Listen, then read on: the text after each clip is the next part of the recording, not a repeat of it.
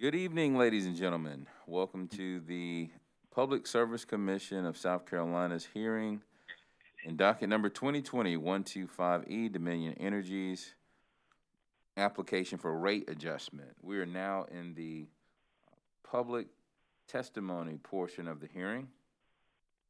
Just a few ground rules. You have 3 minutes to testify. After 3 minutes, I'm going to ask for you to wrap it up so we can move on to our next caller. We have about 60 callers waiting to testify tonight, so we want to try to be respectful to everyone's time. Let's take a roll call and get started. We're going to start with District 1, Commissioner Williams. District 1, Commissioner Williams. Present virtually. Vice Chair Belzer. Present in the hearing room. Commissioner Caston. Present in the hearing room. Commissioner Irvin. Commissioner Irvin. Present virtually. Commissioner Thomas. Present virtually.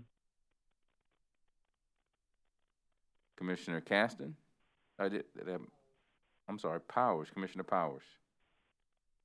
Present virtually.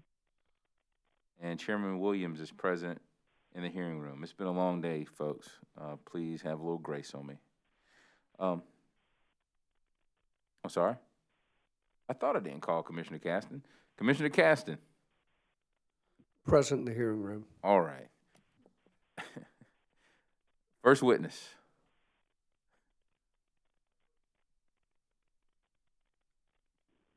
Mr. Chairman, are you going to take appearances? Oh, sure. I'm sorry about that, folks. The applicant. Good evening, Mr. Chairman and members of the commission, and good evening to Dominion Energy South Carolina's customers in attendance in this virtual format. My name is Matt Gissendanner. I'm the company's attorney, and I represent Dominion Energy South Carolina in matters pending before the South Carolina Public Service Commission. The company is looking forward to hearing our customers' comments tonight about the company's proposed rate adjustment. Not only will we be listening to our customers' comments, but so will some of the company's senior management and officers who are watching this virtual broadcast. Our customers' comments are important to us, and we want to hear from them. Due to the virtual nature of this hearing, the company has customer assistance representatives watching this broadcast, and they are available at any time during tonight's hearing and for 30 minutes after the hearing concludes. They're also available during regular business hours from 8 to 5, Monday through Friday, and they're available to answer any questions that may be on your mind about Dominion Energy services and assistance available to you. You can reach them at 1-800-922-8802, and please call them if you need assistance with your bill, if you want to know about the company's demand-side management programs or how to make your home more energy efficient. We want you to be fully informed about what Dominion Energy can do for you. Finally, Mr. Chairman, in the interest of expediency and consistent with prior practice and with your ruling at the initial public night hearing, I want to state on the record that the company reserves its evidentiary objections at these public night hearings and will make any objections in writing within 15 days after a transcript of the night hearing is available, and within 15 days after the company makes any such objection, ORS and other parties may provide a response. Well, with that said, thank you again, Mr. Chairman, for allowing the company to appear before you this evening, and we look forward to hearing comments from our customers. Thank you. Thank you. AARP. Walmart Incorporated. Sierra Club. United States Department of Defense and all other federal executive agencies. Frank Knapp Jr., South Carolina Coastal Conservation League and Southern Alliance for Clean Energy. South Carolina Energy Users Commission. Energy Users Committee. South Carolina Department of Consumer Affairs. Thank you, Mr. Chairman and members of the commission. My name is Connor Parker. I am an assistant consumer advocate with the Department of Consumer Affairs. the Department of Consumer Affairs has intervened in the Dominion rate case to advocate for the consumer interests. And I am here today to listen to the customer comments and their concerns so that the department can better advocate for them. Thank you. Thank you. Office of Regulatory Staff. Thank you, Mr. Chairman. This is Jeff Nelson on behalf of the Office of Regulatory Staff. Thank you. All right. Please call the first witness. The first witness is Gene O'Connor. Gene O'Connor.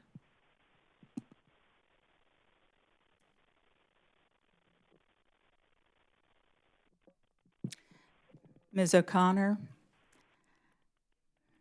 I'm going to swear you in before we get started, okay? If you would raise your right hand for me. I'm sorry, ma'am, I can't hear you. If you would raise your right hand for me, is that better? Oh, yes, ma'am. Okay. Do you solemnly affirm the testimony you're about to give will be the truth, the whole truth, and nothing but the truth? Yes, ma'am. Okay. Could you first give us your name, please? First name is Jean, Jean. Last name O'Connor, O''C''ONNOR.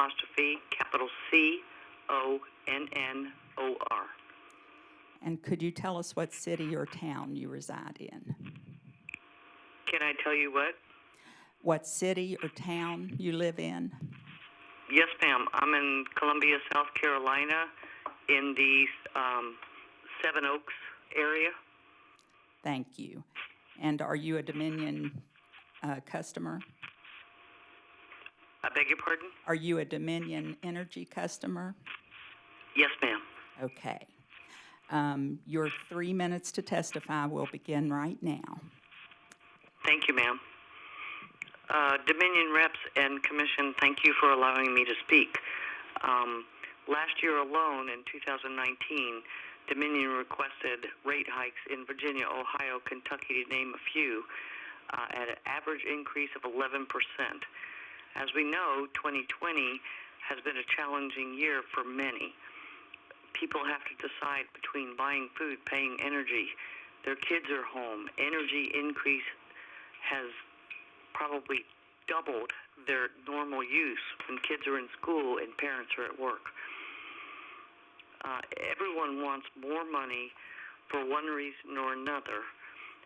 Dominion just recently made a contribution to a local college for many millions of dollars. Is this increase to pay for that contribution at the backbone of the taxpayers? They get the discount and we get to pay for their contribution. I don't think that's fair. Year-end bonuses, how much of that went to executives? Are we paying for those bonuses also? If my estimates are not accurate, will refunds be given? Will you find another project in the form of bonuses instead? I apologize, I've got notes everywhere. Also, does the rate increase legitimately and accurately take into account fuel costs, which in the past, in the states I previously mentioned, were not taken into consideration, thus justifying yet another increase? So we need to verify whether fuel increases are included in this estimate.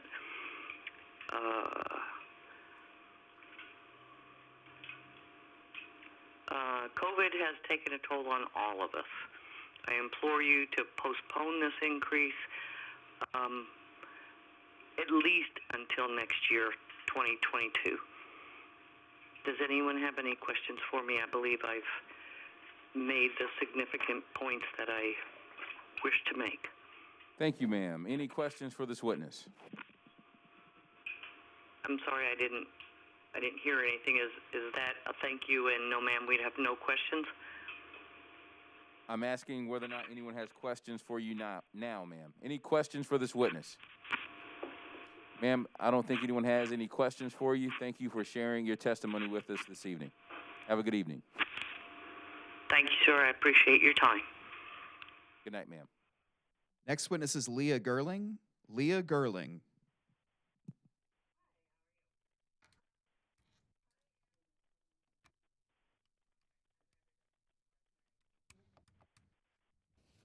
Ms. Gerling, can you hear me? If you would raise your right hand for me, please.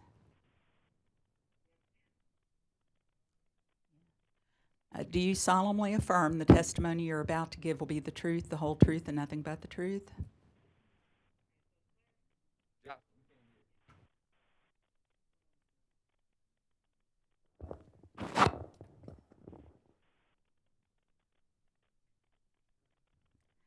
Okay, could you give us your full name, please? My name is Leah Gerling. And your city or town where you reside? I live in Columbia, South Carolina. Okay. And are you a Dominion customer? Yes, ma'am. Okay. Your 3 minutes to testify will begin right now. Oh, Thank you. I'm so sorry. I didn't swear you in. I got distracted.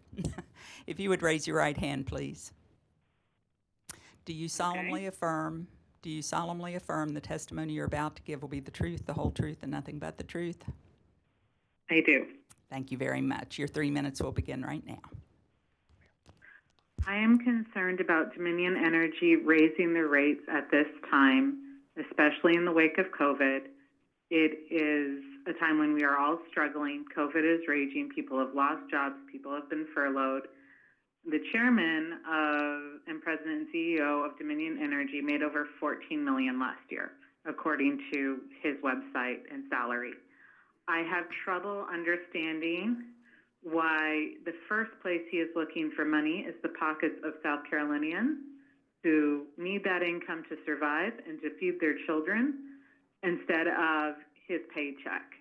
And I understand maybe $14 million isn't quite enough, and maybe he needs another yacht or something, but we see daily our kids struggling because we are relying on the schools to feed them because their families don't have enough money. And we see them struggling to pay the bills and going to charities to cover their electric bills during the winter because the rates have gone up. And many of them are not in places where they can get anything besides Dominion Energy. I understand there are probably some other energy companies in South Carolina, but Dominion is the majority one and is the largest one. And if they can't figure out a way to cover the infrastructure with the money they already have, and very respectfully, I have to say that Thomas F. Farrell II probably should not be running that company. If he can't figure out how to take the $14 million he has in his pocket and make that work until our economy is recovered from COVID, he's not fit to run any company, let alone ask us to pay more for his services. Does anyone have any questions for this witness? Ma'am, thank you for your testimony tonight. Please enjoy the rest of your evening. You're welcome. You too. Good luck. Our next witness is Tawana Roberts. Tawana Roberts.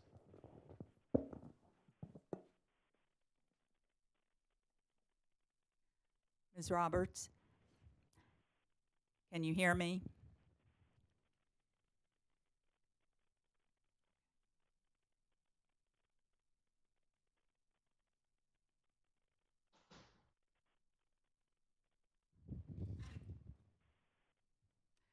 Ms. Roberts, can you hear me? Yes, I can. Good. If you would raise your right hand for me. Okay. Do you solemnly affirm the testimony you're about to give will be the truth, the whole truth, and nothing but the truth? Yes, it will. Okay. Could you give us your full name, please? My name is Tijuana Vernice Roberts. Okay. And could you tell us what city or town you live in? Well, right now I'm residing in Utahville, South Carolina. Okay. And are you a Dominion Energy customer? Yes, I am. Okay, very good. Your 3 minutes to testify will begin right now. Okay. All right. Just wanted some points to just kind of mention or bring up. And in my opinion, with this, well, I want to start off by saying that it's very hard during these times now to even meet, let alone to pay my bill in its entirety. I'm on a fixed income, which I get SSI, and a sum of $809 a month. And right now, during this pandemic, with things and costs steadily rising,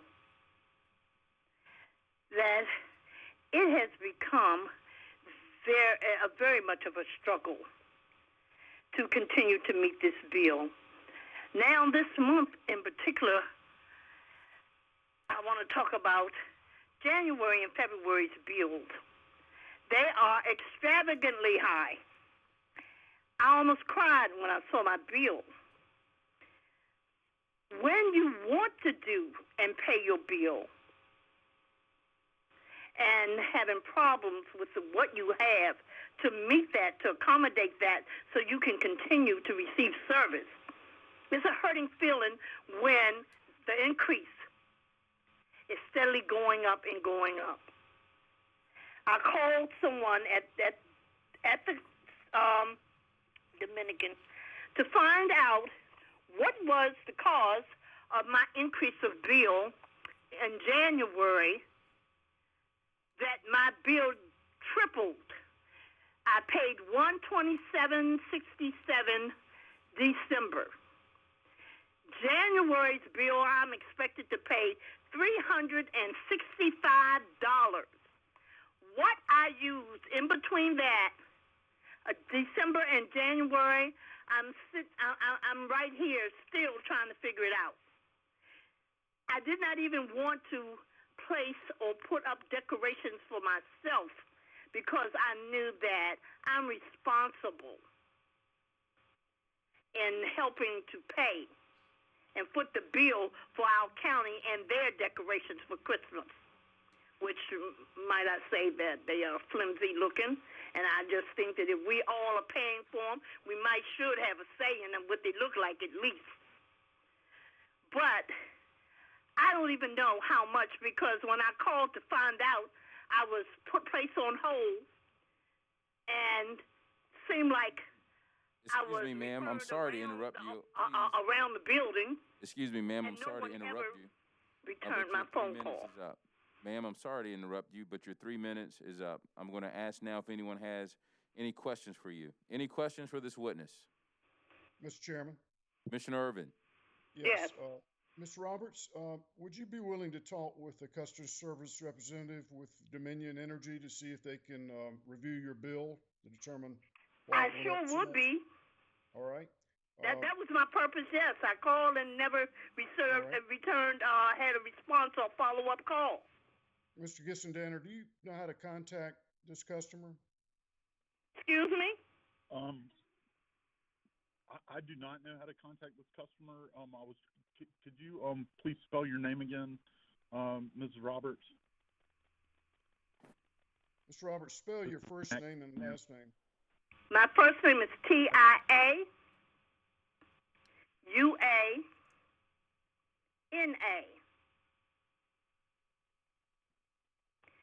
Roberts is my last name, ROBERTS.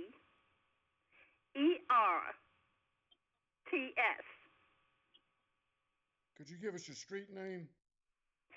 My street name is Rodeo Drive. Is that in Columbia? Rodeo Drive, no, you said street name. Rodeo Drive is Utahville, South Carolina. Utahville, okay. And Ms. Roberts. You want the zip code 29048? Ms. Roberts, I'm sorry, but I typed your name in as Tiauana, and your last name is Tiauana. And I'm an attorney, so this is likely my problem, but I'm having difficulty finding your account, and so I wanted to just be clear: is the account in your name? Yes, it is. Or is it in the name of? Okay. I will reach out to our customer service folks, and hopefully they will be able to or they're listening on this call. If you would like to speak with them, if you would like to call them in case they are unable to locate your account, the number to call them is 1-800. 1-800. 922. 922. Yes. Okay. 8802. 8802. 8802. Is there a contact person's name I would need? No, ma'am. There are a group of individuals who are watching this hearing right now, and they will be available to speak with you all night tonight until 30 minutes after the conclusion of the hearing. And and you can also call them Monday through Friday from 8 to 5. But if you would like to call them and speak with them right now, they are waiting for your call. 1-800-922-8802. Well, I'm grateful for any kind of attention that can be given this matter, and I guess I appreciate it. I just want to find some type of relief, because right now I'm faced with the decision of not being able to pay my whole bill in its entirety for January. And I know if February is anything like January, that's when my problem starts. Is going to be, I'm not going to be able to pay the bills in their entirety, and then one bill goes shift to the other, and then there's a problem. So, and it was not like that before. Up until December, I've been able to pay my bills in its entirety. But now, I mean, with these shocker bills that's coming out of nowhere, it's hard. So I thank you for your time.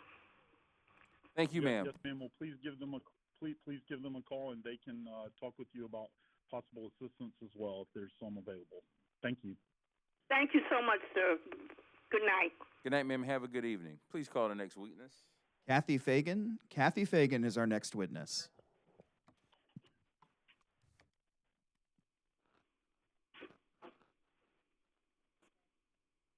Ms. Fagan, can you hear me? I can hear you, yes. Okay. If you could raise your right hand for me, please. Okay, I've got it up. Okay. Do you solemnly affirm the testimony you're about to give will be the truth, the whole truth, and nothing but the truth? I do. Okay. Could you give us your full name, please? Full name is Kathy Lynn, Lynn, Fagan, Phagan. And your first name is with a C or a K? With a C, and the last name is spelled Phagan. Yes, ma'am. Thank you. Could you tell us what city or town you reside in? I live in Ridgeland, South Carolina, and that's Jasper County. Okay. And are you a Dominion Energy customer? I am. Okay. Thank you very much. And your 3 minutes to testify will begin right now. All right. I just wanted to say that I was opposed to any kind of a rate hike because it's about the maximum that I can pay right now, and it automatically jumps up $20 plus in the summertime, whether we do anything different or not. And $10 more on my bill would mean I'm a single woman buying a house, and I try my best to keep the bills as low as I can. And I'm almost retirement age, and I'm still going to have to work from here to the end of time, I guess. But it's a struggle as it is, and $10 more on my bill would mean taking money away from something else that's direly needed, like medical bills, et cetera. And it's maxed out as what I can afford right now, so I'm opposed to any bill change, especially a bill hike. Thank you, ma'am, for your testimony. Are there any questions for this witness? Any questions for this witness? Oh, me? Are you asking me? Yes, ma'am. I was asking whether or not any of the parties or commissioners had any questions for you. It does not appear so. I don't have any questions, but Okay. Well, thank you so much for your testimony. We appreciate you calling in. You have a good night. all right, thank you. You too. Bye-bye. Bye-bye.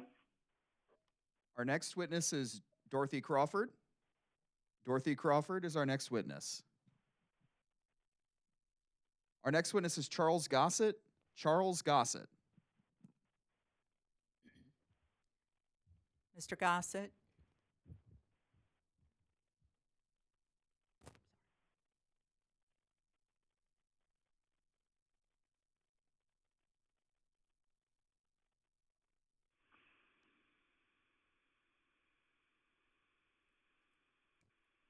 Mr. Gossett, can you hear me? Yes.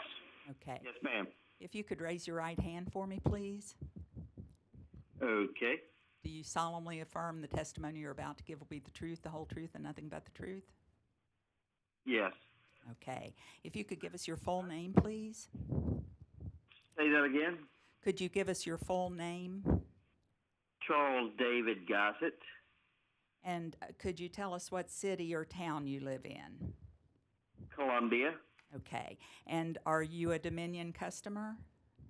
Yes, I am. All right. Thank you so much. Your 3 minutes to testify will begin right now. I just thought this was a hearing, but anyway, what I was just going to say as a matter of public hearing was my biggest concern is with the rate hike worries me because it seems like a attempt to recoup the cost of the settlement when they signed on. Seems to be fairly obvious to me. Maybe I'm wrong, but from what I read on the other subject, they want to be able to cut off power whenever they feel threatened or something of that nature. But there's no consequence, it appears to me. I think they do need to be safe in their job, but I'm concerned that could be used as a weapon or an axe to grind or something of that nature. So I think for them to invoke that, they've got to file a complaint with the local authority. That way there's some consequence if it's just an employee with an axe to grind, they don't like a homeowner or something of that nature, that there's a possibility that if that's found out, because they file a complaint, that they could be prosecuted criminally for making a false report. But I don't think they should have the unilateral right to cut people's power off because they say that they feel threatened without giving details and filing a complaint with the local law enforcement. I mean, I'm really concerned about that provision. And that's all I really wanted to say when I first read about this. Thank you, sir, for calling in and sharing your testimony. I'm going to ask if there are any questions for you. Please hold the line. Any questions for this witness? Sir, it appears no one has any questions for you. Thank you very much for taking time out of your busy schedule to call in and share your testimony with us. All right. Thank you, sir. Have a good night. Bye. Next witness. Robert Clendenin. Robert Clendenin is our next witness.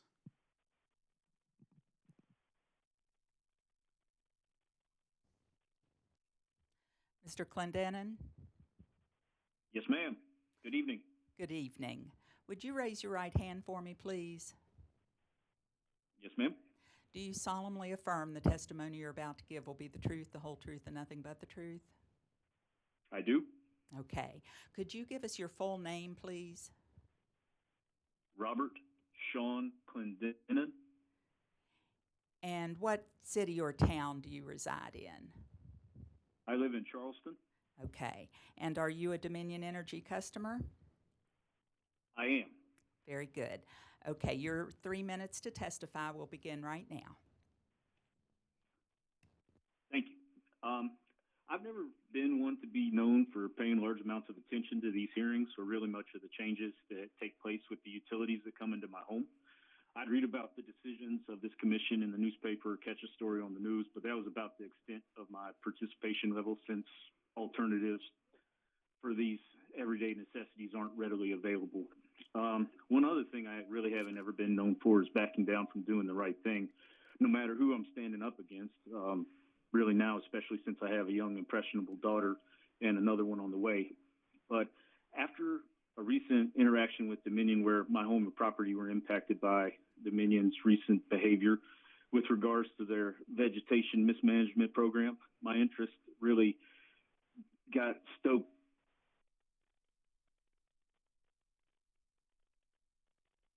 Sir, are you still there? Sir, please call the next witness. Try to get in contact with previous witness if we can. Next witness, please. Our next witness is Jeff Conrad. Jeff Conrad is our next witness.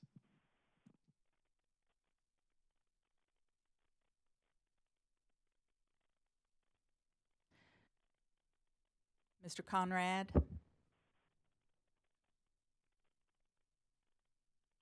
Hello? Mr. Conrad, can you hear me? I can barely hear you. Oh, dear. Okay. Hold on. Is that any better? Oh, that's significantly better. Good. Thank you. Okay.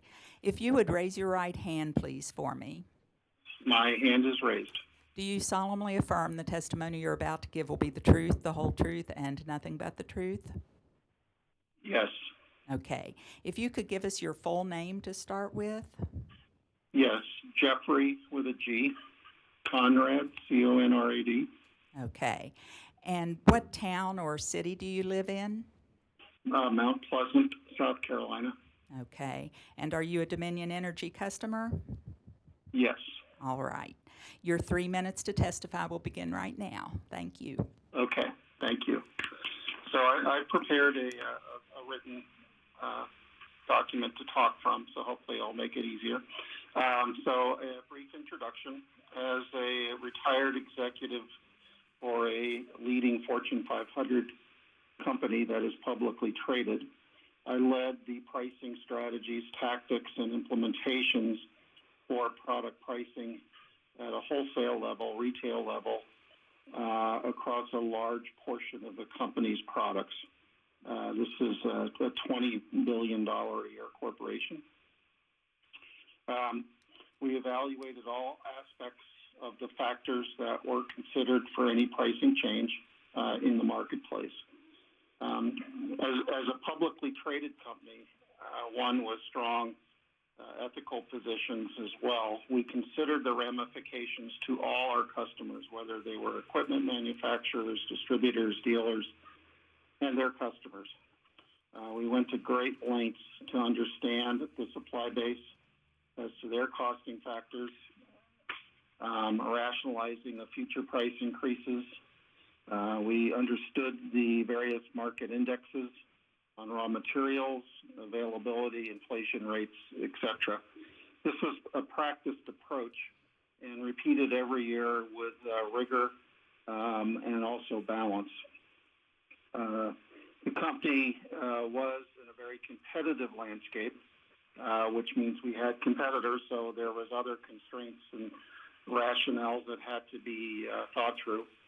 And we, again, significant pricing actions required careful consideration.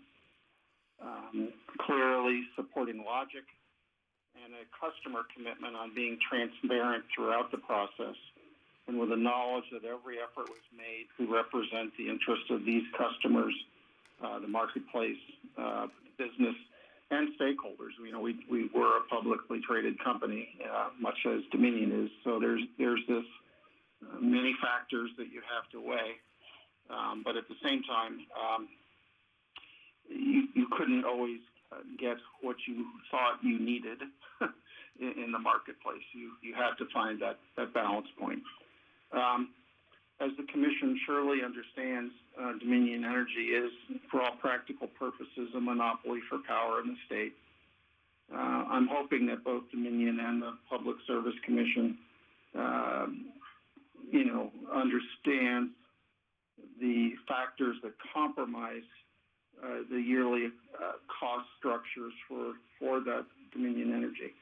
So that includes operational cost, capital cost, as well as planned and unplanned expenditures. As with any business, all this goes into the rationalization and justifications for any increase. I also think it's important to track the rate structures and cost per kilowatt hour on where Dominion stands against their peer group. I tried researching this without much luck, but that's why you have a public service commission. So are they a top-tiered, per kilowatt hour provider? Or are they something? Excuse me, sir, I hate to cut you off. I hate to be rude, but your 3 minutes is up. Would you please pause for questions? Sorry. Say that again, please. Would you please pause for questions? Sure. I'm sorry. I didn't know there was a 3-minute limit. Go ahead. Questions for this witness? Sir, there appears to be no questions for you. Thank you for taking your time to call in. You're welcome. And Thank share you. your testimony with us tonight. Have a good night. Bye. Next witness. Our next witness is Yvonne Ryan. Yvonne Ryan.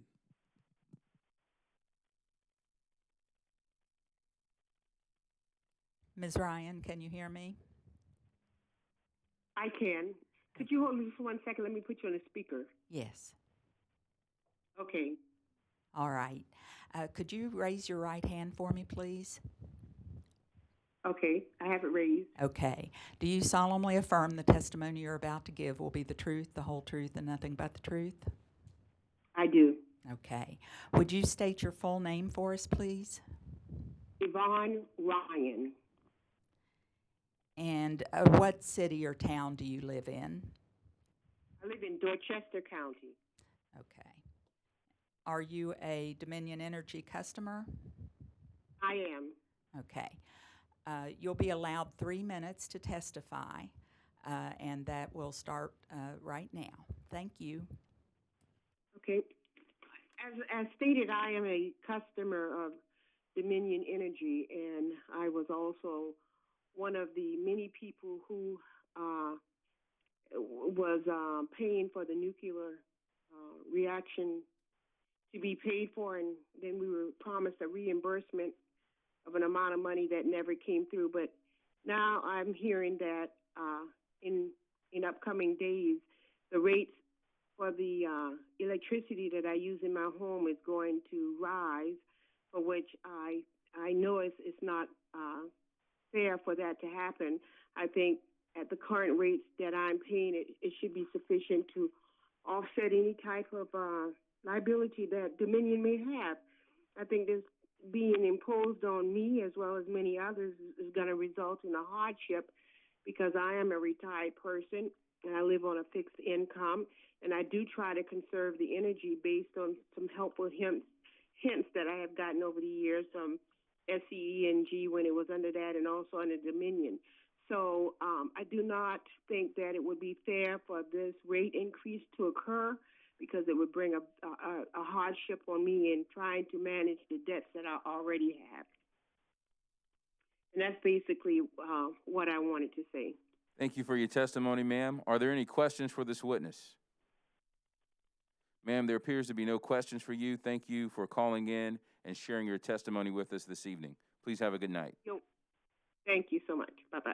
Our next witness is Dolores Green. Dolores Green is our next witness.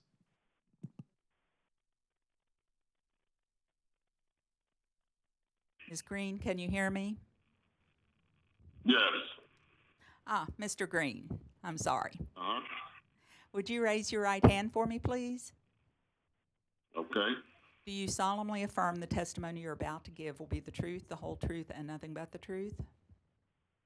I do. Thank you. Could you give us your full name to start with? My name is Harold Green II. And what town or city do you reside in? I reside in Blythewood. Okay. And are you a customer of Dominion Energy? Yes, ma'am. Okay. You'll be allowed 3 minutes. That would be the residents of 523 Providence Crossing, Columbia. All right. Thank you. You'll be allowed 3 minutes to testify, and that time will begin right now when you're ready. Okay, and I'm testifying pertaining to the rate hike increase by Dominion Energy. That's correct. That is correct? Yes, sir. Okay. And on behalf of myself and my mother, Dolores Green, we are opposed to that.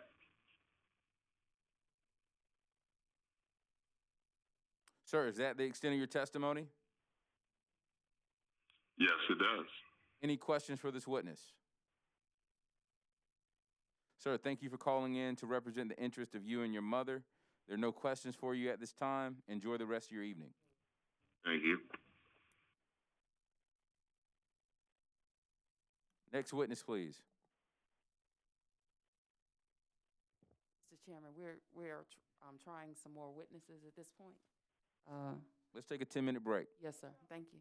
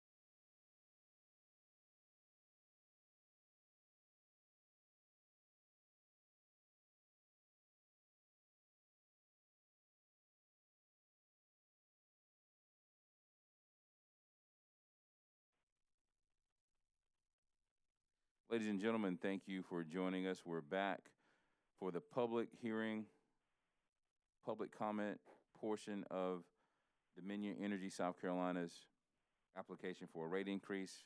It's docket number 2020-125E. Take a quick roll call before we call our next witness, starting with District 1, Commissioner Williams. Attending virtually. Vice Chair Belzer. Present in the hearing room. Commissioner Caston. Present in the hearing room. Commissioner Irvin. Appearing by video. Commissioner Thomas. Present virtually. Commissioner Powers. Appearing virtually. Chairman Williams is present in the hearing room. Please call the next witness. Our next witness is Robert Clendenin. Robert Clendenin. Mr. Chairman, I don't know if Mr. Clendenin was testifying previously and his the sound started to echo, so yes. So has he been sworn in? Okay, so he should just continue, correct? Mr. Clendenin, would you continue with your testimony, please? Yes, ma'am, of that I will. So, as I began to dig a little deeper into the attachments and letters, documents, and exhibits to this docket, I was blown away by the complexity involved with the request to simply raise rates and modify the vague language in the terms and conditions that was already there. It really didn't make much sense to me as to why the request to raise rates had come in at the time that it had, and honestly, it still eludes me completely at this time. Because being that Dominion Energy is a public utility company, this request shows no real concern for the people of South Carolina, the public that are their customers. You couple this with their abhorrent handling of other recent transgressions that directly impacted my family. Dominion Energy has shown multiple times in various ways no real care for the well-being of the people that they provide service to, and frankly are acting like a greedy corporate bully. So that's why I'm here tonight. I've gone through the various submissions and listened to the other testimonies tonight attached to this document. I've seen them come in from people across the state, from the Midlands to the Low Country, emails. There's handwritten notes that are attached here, communications that were written for others that couldn't do it themselves. And when I was looking at things, I saw 87 attachments to this document, and all of them stated that raising rates on the people of South Carolina would have significant negative impacts on more people than that. I don't know how many people protested the last rate increase, but I'm pretty sure and quite confident that if the people were not so entrenched in serving as teachers, parents, spouses, workers all rolled into one from the confines of their home, the reaction would probably be would far exceed what has been submitted thus far. And after we've seen the rate increases that have been seen in the past by the people of South Carolina, the details of the merger a couple years ago that promised to make things right, and the compromises made on rates and whatnot, the request to raise rates now at just 2 years post-merger seems to serve as the latest step towards walking back every promise that was made by Dominion Energy to the people of our fine state. People today are wondering if they're going to be able to find a job. People are grieving from the loss of loved ones, friends, family that they haven't been able to see in months. And they're just hustling, just trying to make ends meet so they can pay this month's rent. Some of them last month's rent, and some people even the months before that. I mean, this is not an opportunity to kick the good people of South Carolina that are truly struggling right now. But this should be an opportunity that Dominion is seizing, because they are a company that has more than ample resources to reach out a hand and provide a light through this darkness. Rather than do this, it's alarming that right around the time that we were all going back to school and trying to figure that piece out amongst this pandemic, they submitted their application to raise rates. To an everyday guy like me, it seems like this is just a shady effort to propose something that would hopefully not garner much attention or even the attention. Excuse me, sir. I hate to interrupt you, but your 3 minutes has expired. Would you pause to take questions? Yes, sir. Any questions for this witness? Sir, there appears to be no questions for you. Thank you so much for calling in and sharing your testimony with us. Thank you. Please call the next Our witness. next witness is Veronica McDonald. Veronica McDonald.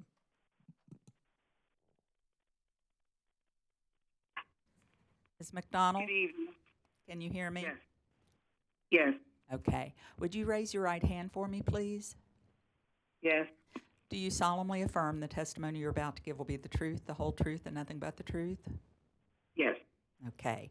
Could you state your full name for us, please, before you begin? Veronica Scott McDonald. And could you tell us what city or town you live in? What city? What? What city or what Columbia. town? Columbia? Okay. And are you a Richland County.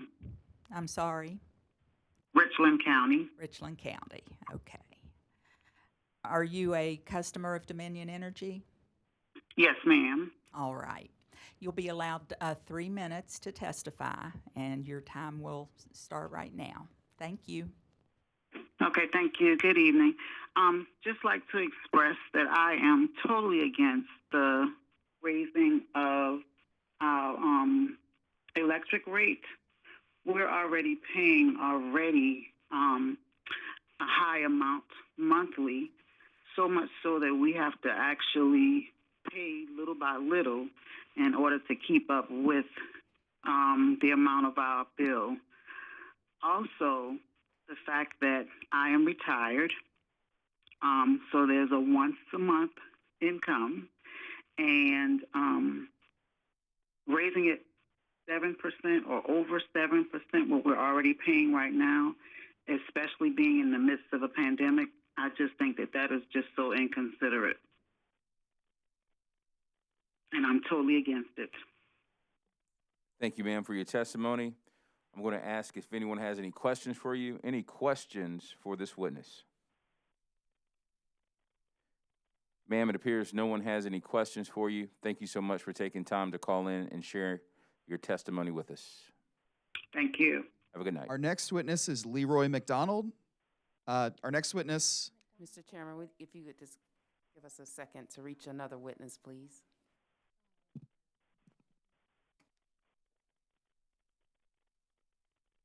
Mr. McDonald, he would just pause and let the reporters fill you in.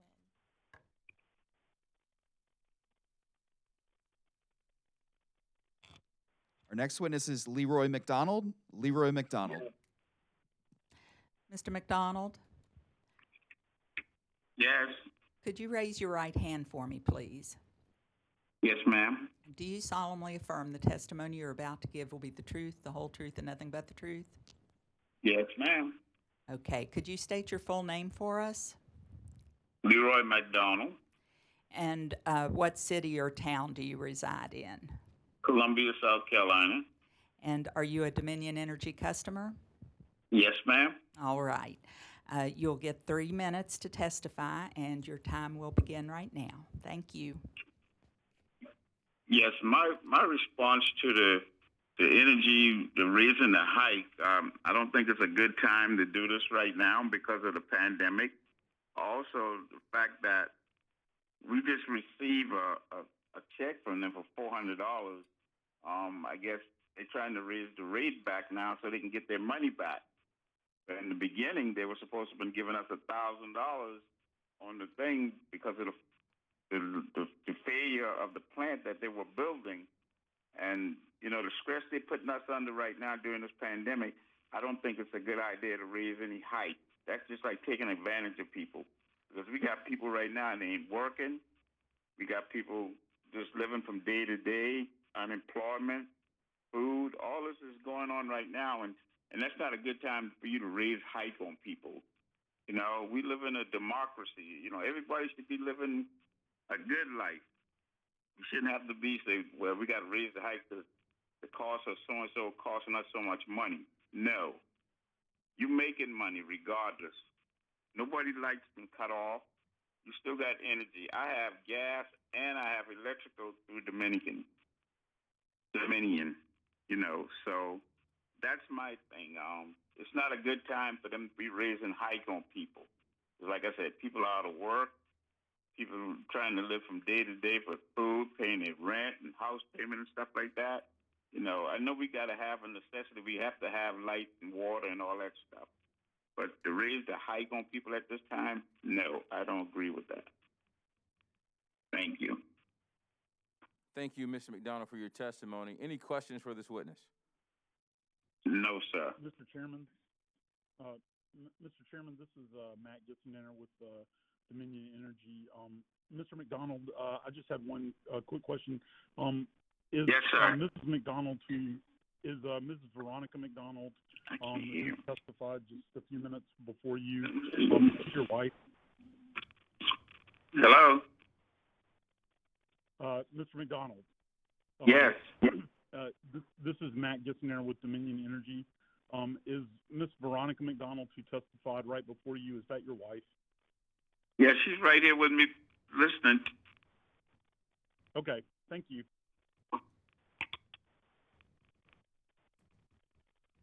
Mr. McDonald, I have a quick question for you. Did you say you received a $400 check from Dominion?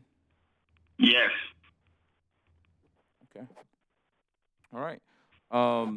If there are no other questions for Mr. McDonald, Mr. McDonald, you and your wife enjoy the rest of your evening. Thanks for calling in. Thank you. Appreciate it. Next witness, please. It would appear our next witness is in the process of being contacted.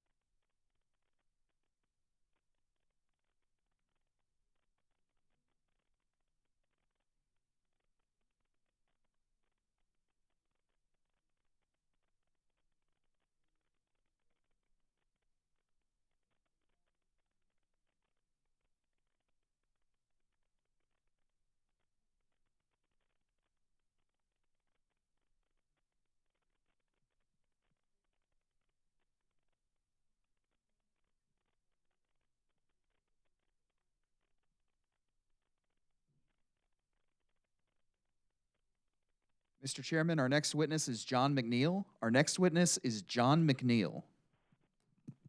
Good evening. Yes, ma'am. Yes, ma'am. Joey, I think your mic may be dead or it's not on. I'm on. I can hear you. Oh, Mr. McNeil, you're good to go. We're working with our court reporter. Oh, okay.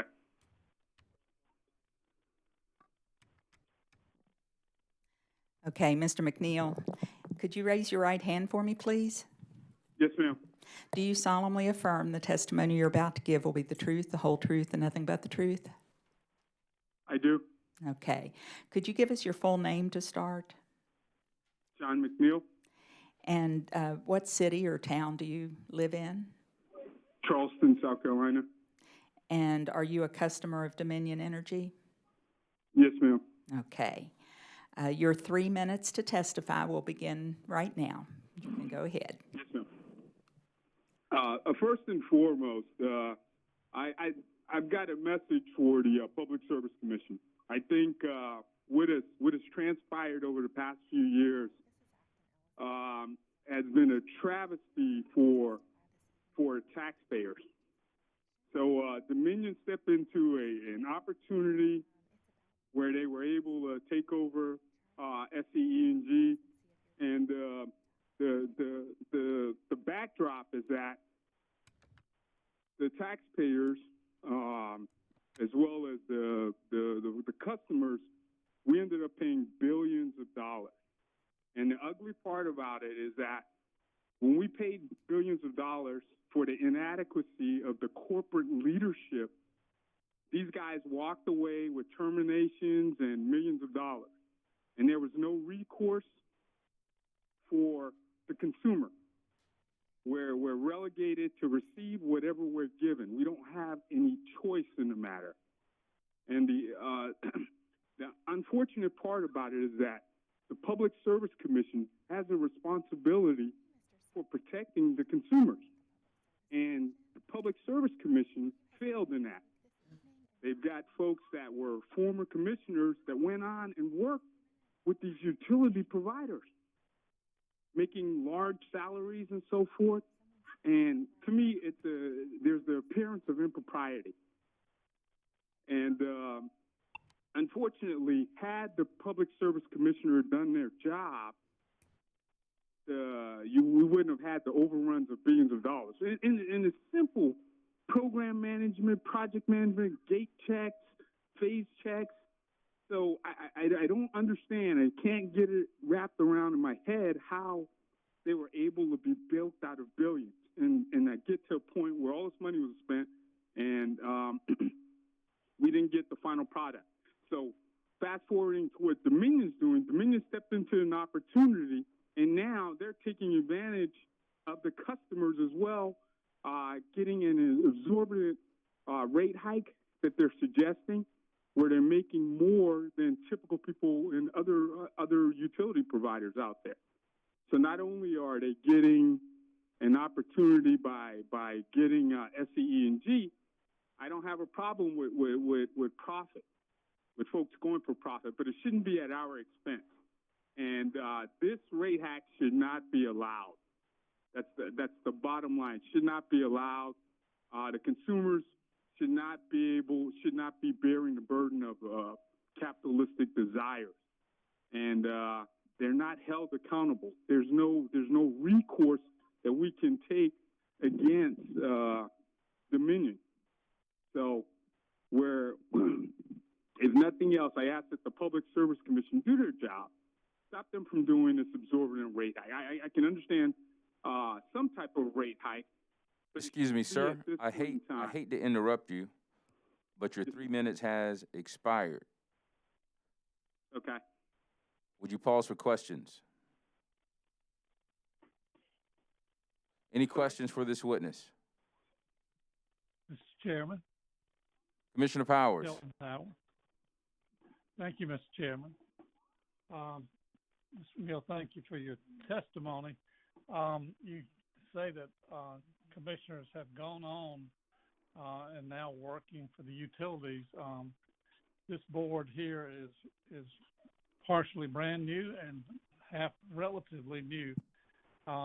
What evidence do you have, or who in particular, anything you're talking about as far as anyone going to work for utilities from the Public Service Commission? Well, there's a former member that works for a former member. I think it was District 7. I'm aware of the commission's makeup because it motivated. I felt so strongly about it. Is why I applied for the position as a commissioner in District 6 or whatever it was. But I feel that strongly about it, and I've been following this. So I don't know what the relationships are with the utilities providers, but it's an appearance of impropriety. I can't remember the young lady's name, that she works in Virginia or D.C. area now with one of the utility companies.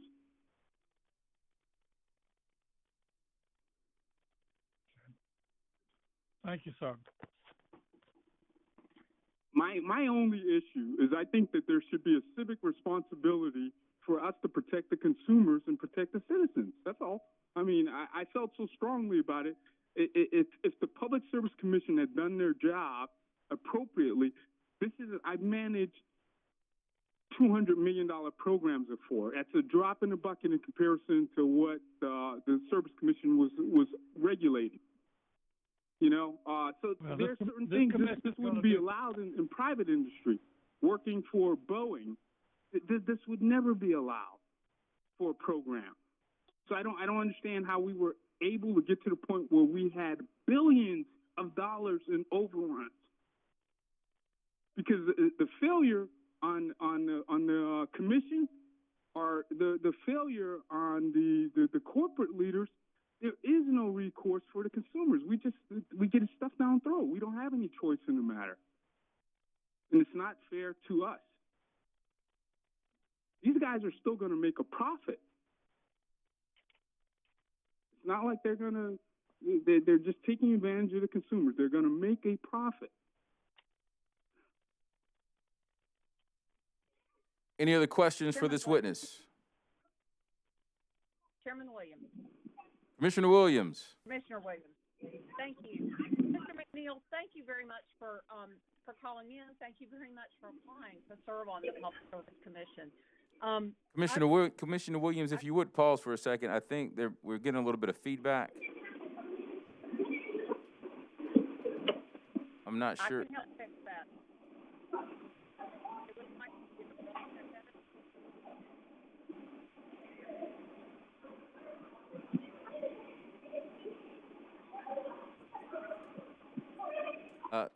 Is that you, Commissioner Williams, or? I cannot. Can you repeat what she said?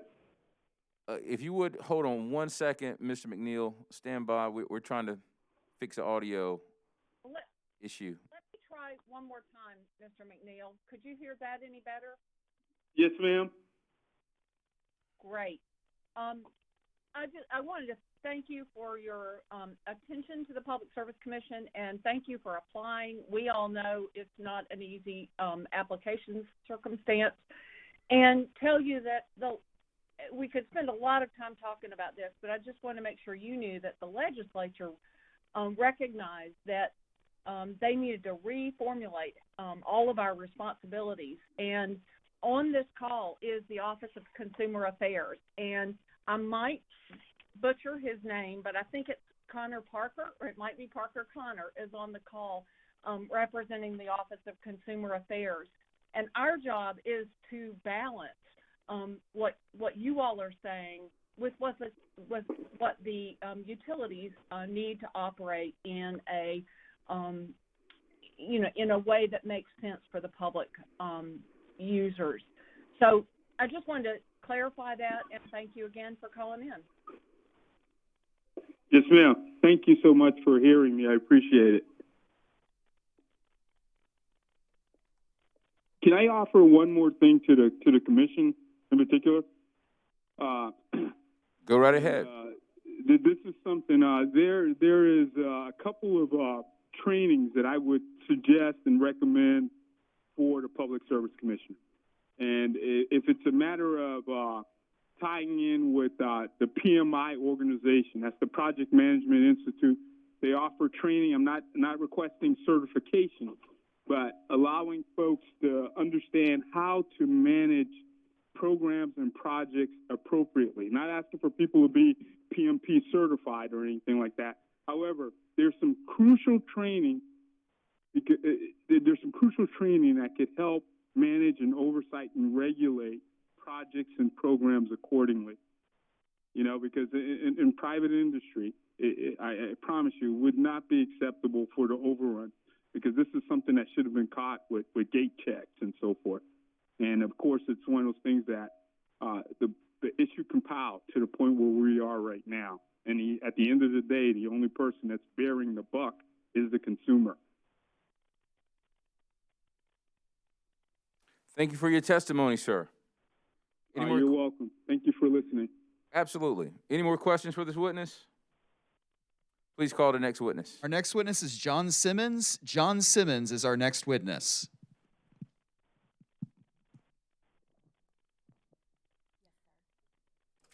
Mr. Simmons, can you hear me? Okay?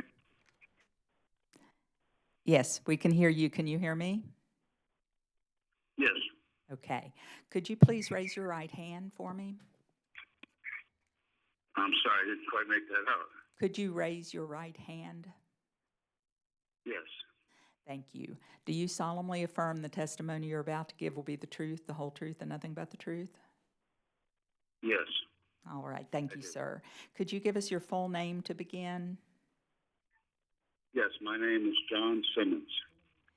And could you tell us what city or town you live in?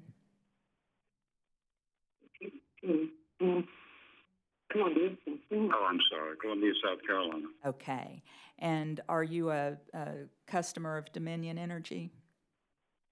Yes, we are. Okay.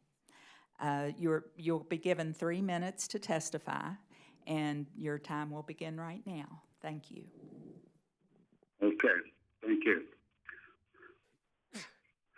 I want to state my concerns about the proposed increase of my utility bill. I'm a 78-year-old, and last year our country experienced the worst economic turmoil that I have seen during my lifetime. We are still dealing with it. My wife and I are on Social Security, and we're living on a fixed income.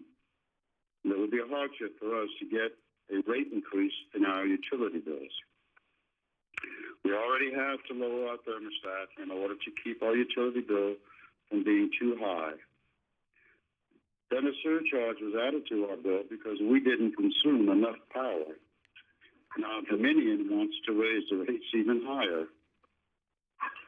I think it's wrong to increase the cost of our utilities when so many in our country are struggling every day to provide food, clothing, and shelter for their families.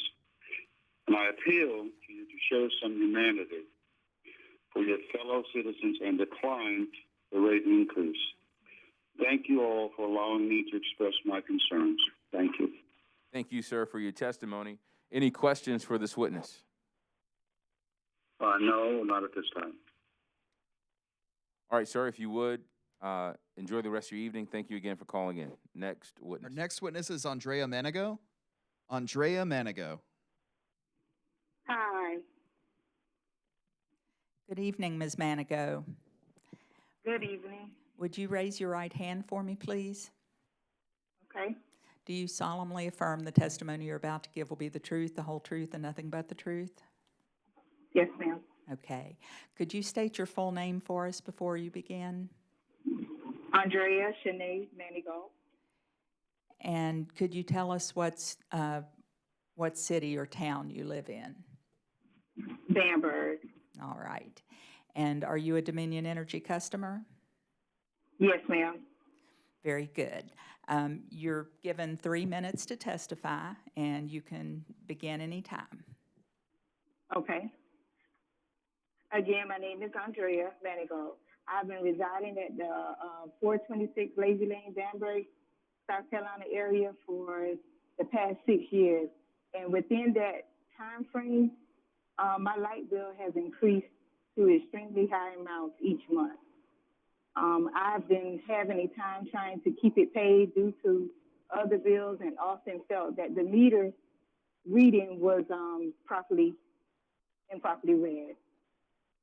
So from that extent, I contact customer service and explain to them, ask them why my electricity usage was so high, because I'm usually gone from the area Monday through Friday, from 7:30 a.m. to 5 p.m. And also, from previous experience, I usually have my thermostat set to low temperatures for the winter season, and then the high, I usually set it up for the summer season. Pretty much a couple of months ago, I started paying attention to my light bill and the usage, and it's always about the same amount or higher. So I contact customer service again, ask to them, is requesting that they maybe have someone come out to maybe reread the meter, or at least let me know exactly what was going on. And she informed me that most of it was done remotely, and they was basing it on a estimate. So I personally myself felt it was a red flag, and because of that,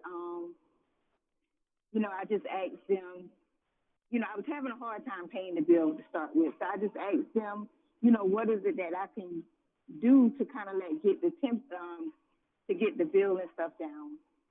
So she still informed me to set the temperature, set my thermostat on according to the different seasons or whatever.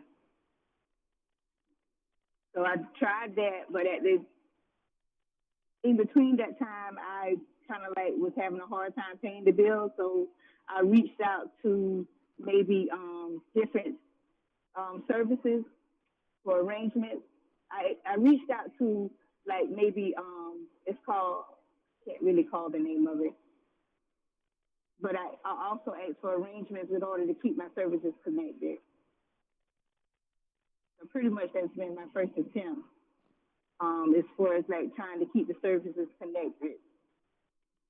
Try to keep my services with Dominion Energy. But again, I've been using Dominion Energy for over the 6-year time period, and I've still gotten the same results as far as high. Excuse me, ma'am.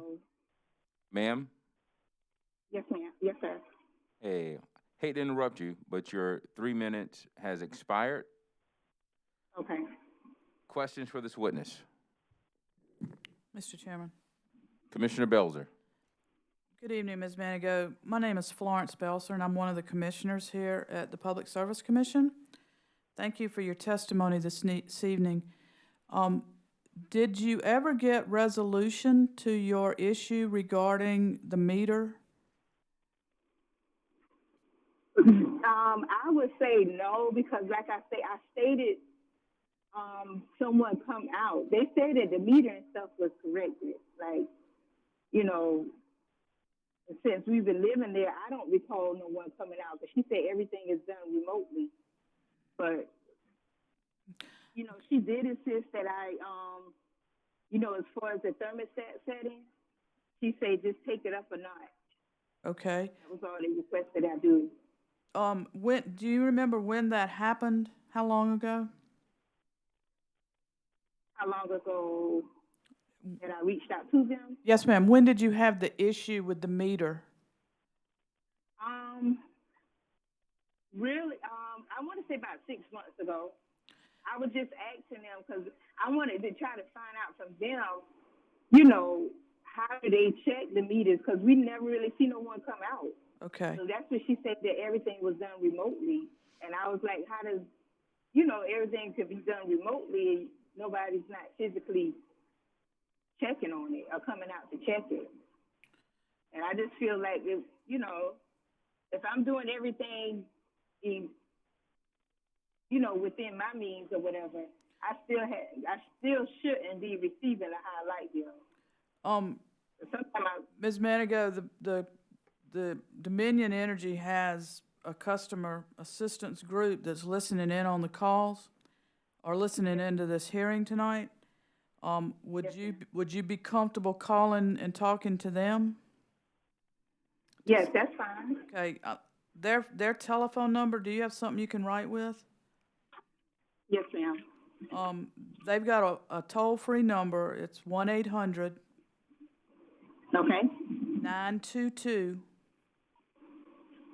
8802. Okay.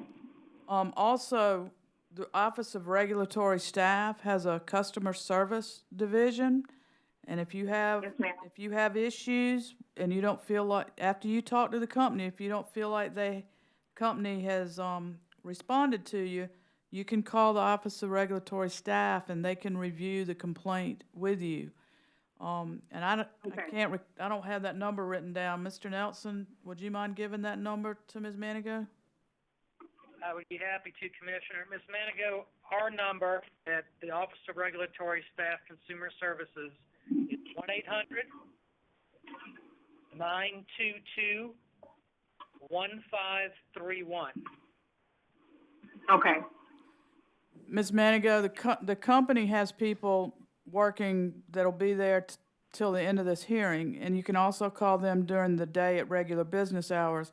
I think the Office of Regulatory Staff is available from 8:30 to 5 or 8 to 5 or something like that. Okay. But thank you for your testimony tonight. We appreciate hearing from you. All right, thank you. That's all I have, Mr. Chairman. Thank you, Vice Chair Belzer. Any other questions for this witness? Ma'am, thank you for calling in. Please enjoy the rest of your evening. Our next witness is Linda Murley. Linda Murley.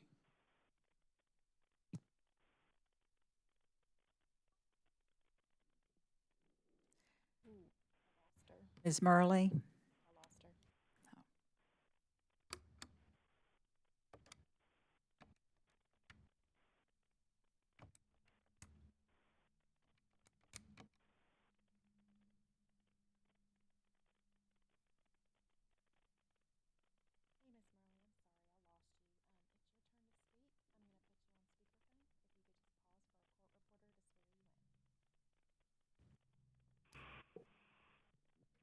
Ms. Murley? Ms. Murley, can you hear me? I can hear you. Okay, thank you. Could you raise your right hand for me, please? I have it. Do you solemnly affirm the testimony you're about to give will be the truth, the whole truth, and nothing but the truth? I do. Could you give us your full name to start with, please? My name is Linda, Linda, and my last name is Murley, Merli. Thank you. And what city or town do you live in?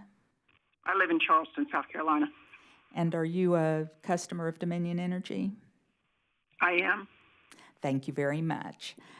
You'll be given 3 minutes to testify, and you can begin anytime. Okay. I'm a new senior citizen, and I know that Dominion Energy took over from SCE&G that was here forever. And I don't know if that has to do with the nuclear plant that was planned and was a colossal failure. And then Dominion Energy took over, and I don't think it's fair that they're expecting us to pay the $9 billion back of digging a hole, and it didn't work. It was, I guess it was too much for what they had planned. So I'm on a fixed income, and so is my husband, and we're good citizens. We pay our bills, and I don't think that it should be my responsibility to have to pay the increase on my bill every month to pay for this debacle. Thank you for your testimony, ma'am. Any questions for this witness? Ma'am, thank you for taking the time to call in and share your testimony with us this evening. Enjoy your night. Thank you.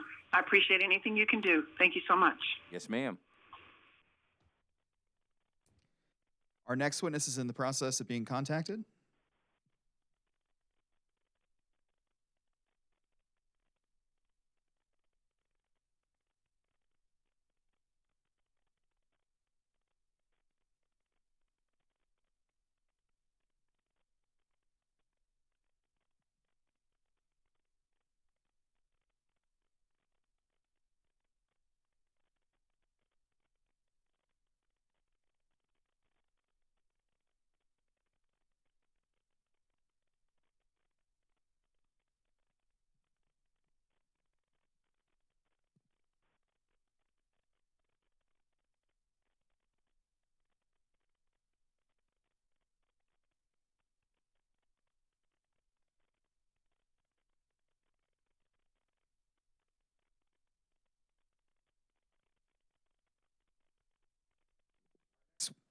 Our next witness is DJ Polite. DJ Polite. Thank you again for your time. As was mentioned, Mr. my name is DJ Polite. I live in Northeast Columbia with my wife Mr. Polite? and 3.5-year-old son. Mr. Yes. Polite, I'm so sorry to interrupt you. I need to swear you in first, if that's okay. Okay, no problem. Could you raise your right hand for me, please? Yes, ma'am. Do you solemnly affirm the testimony you're about to give will be the truth, the whole truth, and nothing but the truth? Yes. Okay. Could you give us your town or city where you live? Columbia. Okay. And are you a customer of Dominion Energy? Yes, ma'am. Thank you so much. You'll have 3 minutes to testify, and you can start right now. Right, thank you. So again, my name is DJ Polite. I live in Columbia with my wife and my 3.5-year-old son. And I really just want to take this time to mention that think of a rate hike at this point really is a cruel financial decision, a cruel corporate decision to think about in the midst of everything that's going on. We are in South Carolina, and South Carolina already is in the top 10 in the country for highest energy rates, specifically when it comes to electricity. At the same time, that South Carolina's median family income is one of the lowest in the country. So to think of a state that already has or bears a disproportionate amount of energy costs already and has such a low family median income, and last time I checked, we're still in the midst of a recession fueled by a pandemic, it would be a cruel joke to think that now would be the most appropriate time to raise rates even further. That doesn't make any kind of moral sense in terms of a public health decision. To raise hikes now would be a poor health outcome because you would have people making more risky decisions to try to make up for loss of income due to raised rates.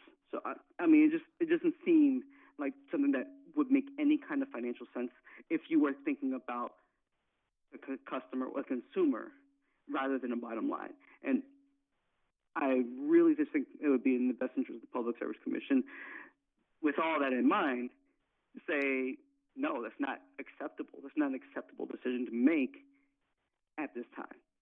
Now, if they feel like their rates need to be upgraded at some point, perhaps Dominion would probably want to ask the federal government to step in, but not to outlay costs on people who are already overburdened. That's pretty much all I have to say at this moment. Thank you, sir, for your testimony. Any questions for this witness? Sir, there are no questions for you at this time. Thank you for taking the time to join in with us tonight. Please enjoy the rest of your evening. Thank you for your time. Our next witness is Saul Edelman. Saul Edelman.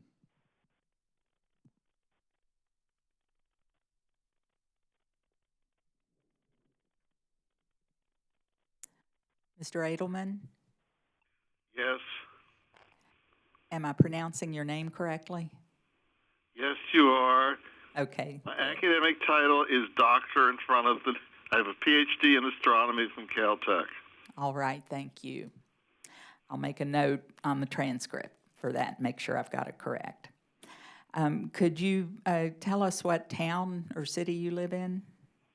I live in Charleston, west of the Ashley. Okay, and are you a Dominion Energy customer? Yes. Okay. Would you raise your right hand for me?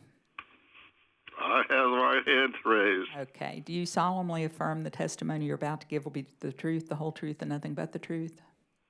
I do. Thank you so much. Your 3 minutes will begin right now. First of all, I think the rates that Dominion Energy charges are outrageously high. They're much higher than many of the companies in similar areas throughout the United States. It's an unpatriotic company. They proposed to build an electrical line, high energy line, across the front of the James River Landing, where Jamestown was. You don't do things like that. I think their bid for SC&G was too high. They overbid, and they're trying to get some of their money back by making more money out of their customers. I think there's a real question about the competence of their board of directors. They tend to have businessmen where they need electrical engineers to run the company. And they sort of think of this as their farm, that we're the pigs on their farm. I would personally undo the acquisition of SCE&G by Dominion Energy and replace it by a municipal not-for-profit corporation. There are enough smart people in the state who could run it better than SCE&G.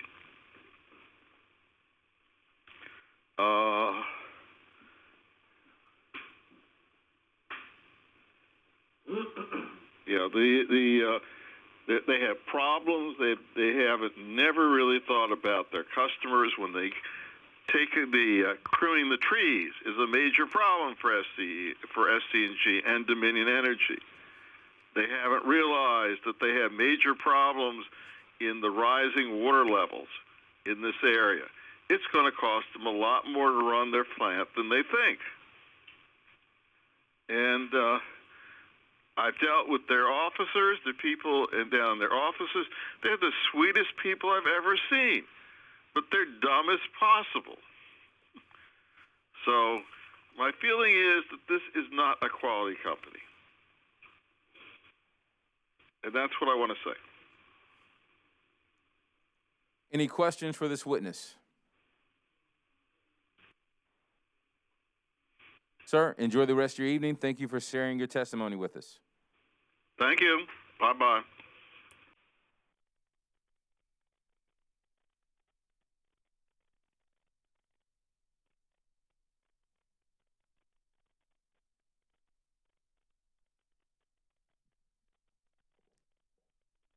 Mr. Chairman, we are in the process of contacting our next witness. Okay, let's take a 10-minute break.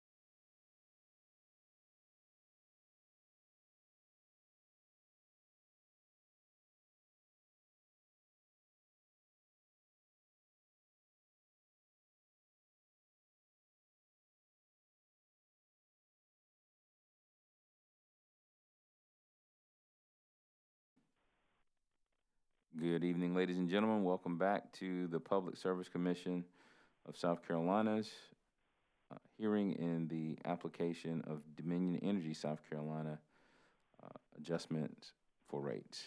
It's docket number 2020-125-E. We're going to do a roll call and get started. We're going to conduct roll call a little bit differently. We have Vice Chair Belzer and Commissioner Caston and Chairman Williams present in the hearing room. Virtually, we have Commissioner Carol Lee Williams, Commissioner Hedden Thomas, Commissioner Denton Powers, and Commissioner Tom Irvin joining us virtually. Please call the next witness. Our next witness is James Biedenbaugh. James Biedenbaugh.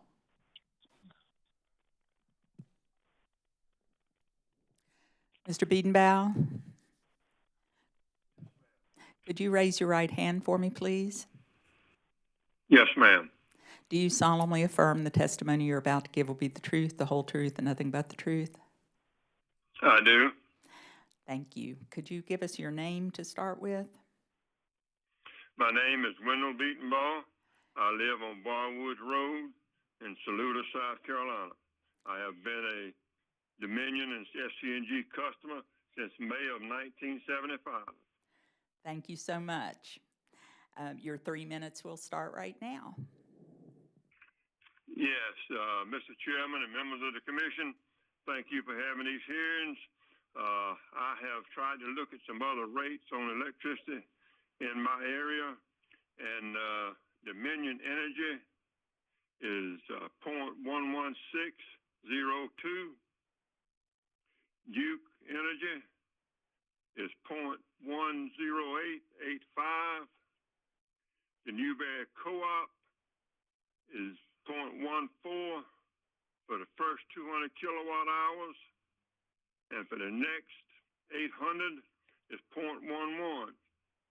If you figure the bills on 800 kilowatt hours, you'll see that the Newberry Co-op is less than 2% higher than Dominion, and but their customers also get a capital credit every year. And Duke Energy is a good bit cheaper than Dominion. My Social Security only went up 1.5% for the year 2021. And I don't see how we can stand much rate increases in electricity. We had a bad experience with the nuclear reactors. The Public Service Commission allowed $9 billion to be spent on a project that was supposed to cost $9 billion. Scanner was given rate hikes to cover these costs, and we were left with nothing. Please make sure that Dominion needs a raise before one is given. Also, I'd like to add that Santee Cooper has frozen their rates for 4 years. And I am 80 years old, and Social Security is a big part of my income, and Social Security is not keeping up with the times, and as time goes by, we get further and further behind the general public with pay raises. And please take all this into consideration when you're thinking about raising the rates. I'll thank you for having these hearings. Sir, thank you for taking the time to call in and share your testimony with us. Are there any questions for this witness? Yes, ma'am. Mr. Chairman, this is Commissioner Thomas. Commissioner Thomas, go ahead. Maybe I missed it. Was he sworn in? I'm pretty sure. Do you want to read the transcript back? Did you raise your right hand and be sworn in? Yes, I did. Okay, sorry about that. You're going to read the transcript back to make sure. All right, sir. You got a lawyer there with you? No, I'm his daughter. Oh, okay. Maul is a little bit hard of hearing, so I am holding a phone on speakerphone close to his ear so that his testimony is efficient and that he understands what you're saying back to him. Well, you have done an outstanding job, ma'am. Thank you for helping out your father. Our senior citizens are one of our most valuable resources. Thank you very much. Thank you for recognizing that. Yes, And ma'am. I firmly agree. That's right. All right. Thank you for joining us. You all have a good evening. Next witness. Our next witness is Malvina Evans. Malvina Evans, you are our next witness. I'm here. Good evening, Ms. Evans. Would you raise your right hand for me, please? My right hand is raised. Thank you. Do you solemnly affirm the testimony you're about to give will be the truth, the whole truth, and nothing but the truth? Yes. Could you tell us your full name, please? Malvina J. Evans, And what city or town do you live in? Somerville, South Carolina. Are you a customer of Dominion Energy? Yes, I am. Thank you so much. You'll have 3 minutes to testify, and you can start any time. Okay. I am by myself in a one-bedroom apartment, and I am on Social Security. I'm a senior citizen, and my rate of Dominion payment is from $70-some a month to $80-some. I get Social Security. I don't get that much. I work, but I have other bills, and I try to pay my bill, but sometimes I don't have the money to pay it, and I don't like borrowing money from people. So this is where I am. I work when I can. I was out of work from December. I have not gone back to work at all. And it's hard because it's me, just me. And I don't know why they want to up the rate, because we have a lot of senior citizens that can't pay their rent and can't pay the other bills, and then you want to up the amount that we supposed to pay to hire, and we are struggling.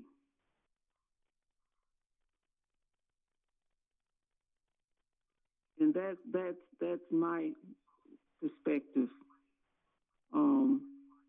Trying to pay this, that, and that, and I haven't been back to work at all. Haven't gotten a paycheck. Thank you for calling in to share your testimony with us this evening, ma'am. You're welcome. Please hold the line for questions. Any questions for this witness? I didn't hear you. Any questions for this witness? Ma'am, it appears as if there are no questions for you. Again, thank you for taking the time to call in to share your testimony. Enjoy the rest of your evening. Thank you. You're welcome. Our next witness is Brian Cahy. Brian Cahy is up next. Mr. Cahy?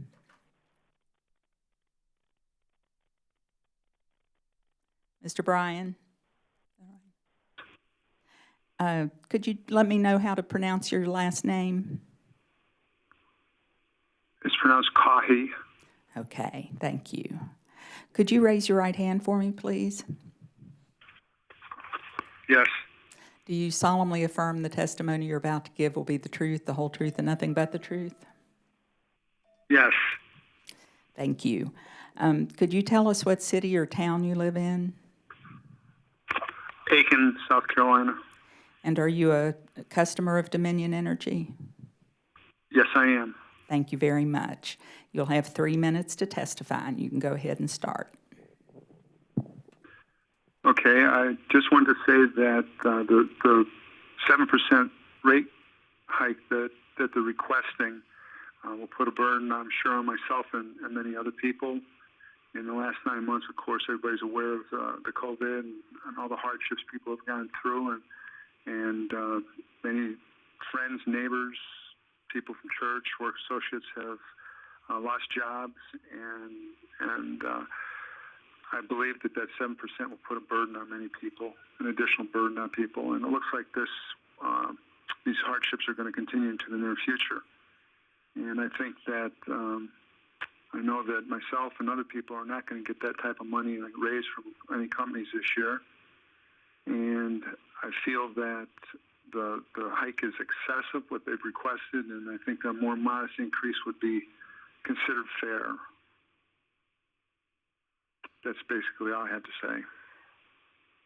Thank you, sir, for taking the time to call in and share your testimony with us this evening. Any questions for this witness? No, not at this time, no. All right, sir, thank you again for joining in. Please enjoy the rest of your evening. Thank you. You're welcome. Next witness is Wendy Jones. Wendy Jones. Yes, I'm Wendy Jones. Good evening, Ms. Jones. Could you raise your right hand for me, please? Okay. Do you solemnly affirm the testimony you're about to give will be the truth, the whole truth, and nothing but the truth? I do. Thank you. Could you tell us your city or town where you live? Columbia, South Carolina. And are you a customer of Dominion Energy? I am. Thank you so much. You'll have 10 minutes to testify. You can start anytime you're ready. Okay. Well, I just wanted to say that I'm a senior. I'm on a fixed income, and the rate increase would negatively impact my daily life because of my budget. Thank you, ma'am, for calling in to share your testimony with us. Any questions for this witness? Any questions for this witness? Ma'am, there appears to be no questions for you. I'm sorry?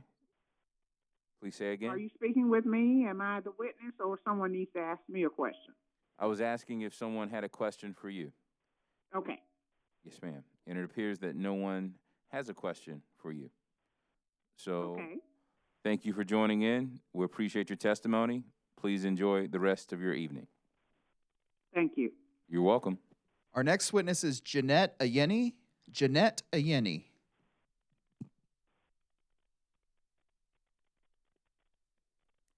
Ms. Ayeni,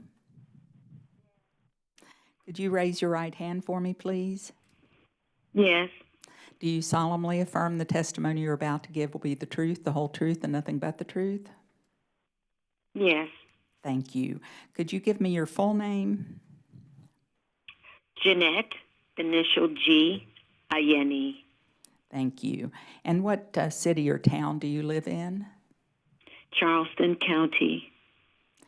And are you a customer of Dominion Energy? Yes.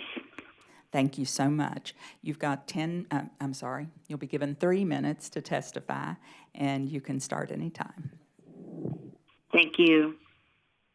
It is very important that rates remain affordable for families, especially during this difficult time. Utilities are very important. They impact everything anyone can do. Lights, generators in the event of inclement weather, computers. Due to distance learning, these things are crucial. The utilities should remain affordable. Perhaps at the end of 2021, there could be reevaluation for any increases in utility rates, but there shouldn't be any increases before year 2022. People are not working. People are on fixed incomes. And earnings are not as direct as they could be at a later time. Therefore, I would not support any increase in utility rates at this time. And thank you for the opportunity to share my perspective. Thank you very much for taking the time to call in and share your testimony with us. Any questions for this witness? Ma'am, I have a question for you. Yes. Now, I understand your testimony to be that right now is not a good time for a rate increase. Is that true? Mm-hmm. Yes. But if a rate increase did occur, it shouldn't occur until 2022. Yes. So would you be opposed, let's just say hypothetically, Dominion Energy South Carolina decided to withdraw its application for a rate increase. You tracking? Mm-hmm. But then they filed it for 2022. Same application, just different time. Would you support the rate increase at that time? I would say yes. I understand that they're in business to earn for their investors and so on. It's crucial that we continue to optimize earnings on everyone's behalf, and that's why I made that comment. I think, though, at this time, these are extraordinary times, and in order to share the community concern for managing of funds and all of that, then they could take a more conservative perspective on rate increases and then wait until a time when there's more stability on the parts of consumers. Thank you for answering my question, ma'am. Thank you for asking. You're welcome. Enjoy the rest of your evening. You too. Thank you. Bye-bye. Bye. Our next witness is Carol Brutton. Carol Brutton. Hello. Good evening, Ms. Brutton. Good evening. Could you raise your right hand for me, please? Yes, ma'am. Thank you. Do you solemnly affirm the testimony you're about to give will be the truth, the whole truth, and nothing but the truth? Yes, ma'am. Thank you. Could you give me your full name? My full name is Carol Bruton. Okay. And what city or town do you live in? I live in North Charleston. Thank you. And are you a customer of Dominion Energy?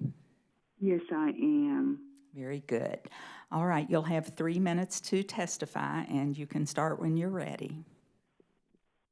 Okay. I just wanted to say that, you know, there's so much going on right now economically because of COVID and other factors, and I don't really think that this is a good time for the rate increase. You know, people are still trying their best to, you know, financially meet their expenses, and I just really think that this is not appropriate time for this to happen.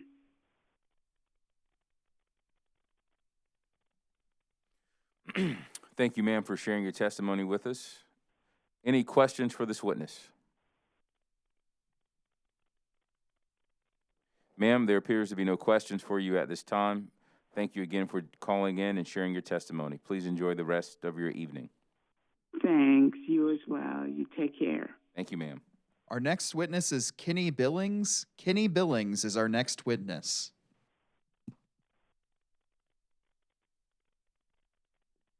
Mr. Billings?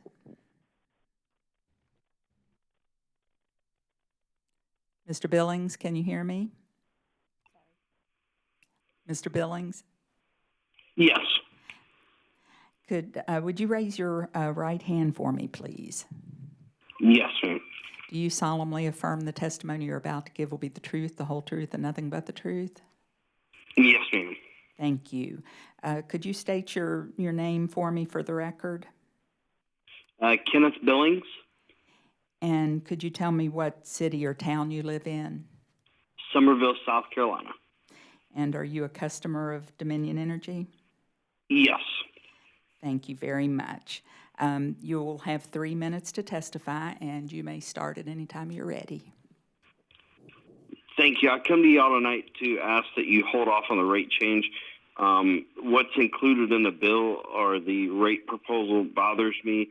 I am a solar customer, and after reading several articles on the proposed rate hike, they are looking at passing on unnecessary fees to solar customers, myself included. Those fees would actually now cause me to be more apt to be paying more for power or for my solar and for my solar payment. Therefore, would actually not allow me to do what I wanted to do and own my power. With the pandemic, I mean, I understand that the customers of Dominion were under the impression, I was under the impression when Dominion bought SCNG that y'all were going to lower the rates, and I asked that you continue to keep the rates lower because now is not the time to raise rates with everybody losing their jobs. Luckily, I have not lost my job, but I ask that you hold off on this, and especially with the solar customers, because it'll affect myself along with many other solar customers, including the ones that live in my neighborhood. Thank you for your testimony, sir. Please hold the line for questions. Any questions for this witness?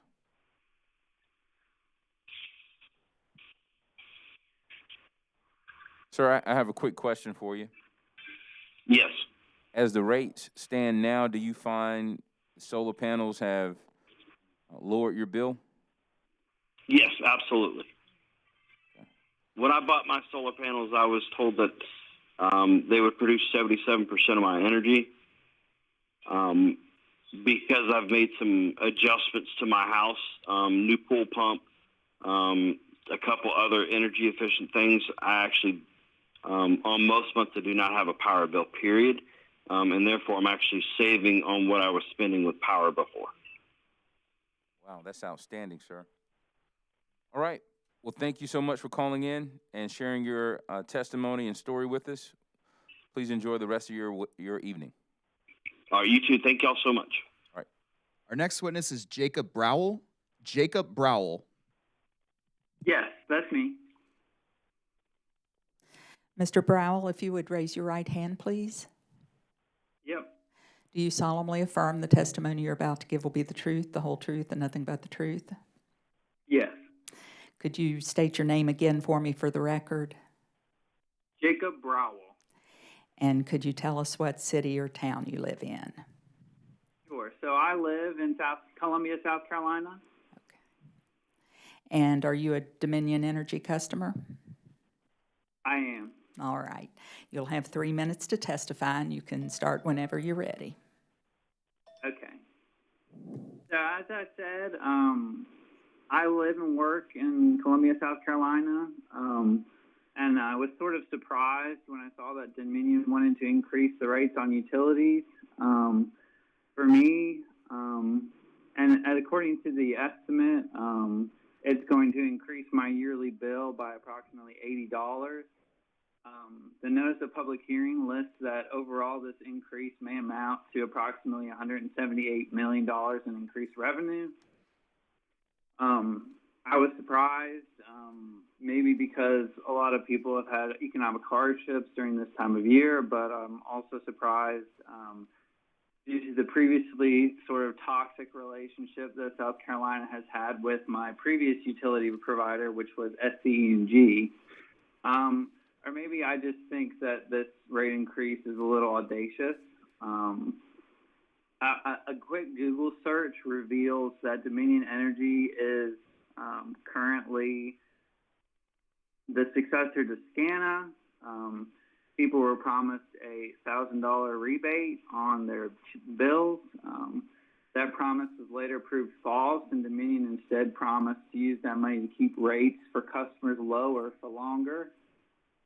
Simple math shows that if this were true, I should not expect a rate increase for at least 11 more years. Dominion has also been ramping up their public relations campaign by creating scholarship funds for $1.5 million, and just yesterday, another scholarship fund for $500,000 for minority students. Simple math again shows that of the $178 million revenue increase, those scholarships would still leave Dominion with a generous increase in revenue of $176 million. Some might say that the recent announcement of offshore wind energy innovation in Virginia is the reason why Dominion is asking for this rate increase, but even with that, the timing is suspect. One could also argue that the rate increase is due to what Dominion has said about maintenance and utility lines. However, at present, these costs should have been anticipated when Dominion first sought to acquire SCE&G and SCANA. Our governor has previously requested that Dominion withdraw the request for the rate increase. I urge the Public Service Commission to hear me and deny this request for a rate increase. This increase would amount to draining the people and the economy of South Carolina of $178 million and would only promise to return $2 million in scholarships to the state, which amounts to 1.12%. I believe and trust as you do that the goodwill and relationships that companies and people build with South Carolinians is something that happens over time with a real positive investment in the community. Trust is not earned in a day or month. Instead, it is built with mutual understanding and positive relationships over years and years. Sir, I hate to interrupt you, but your 3 minutes has expired. Would you hold the line for questions? Any questions for this witness? Sir, there are no questions for you at this time. Thank you for taking the time to call in and share your testimony with us. We hope you have a good evening. Bye-bye. Good night. We are in the process of contacting our next witness.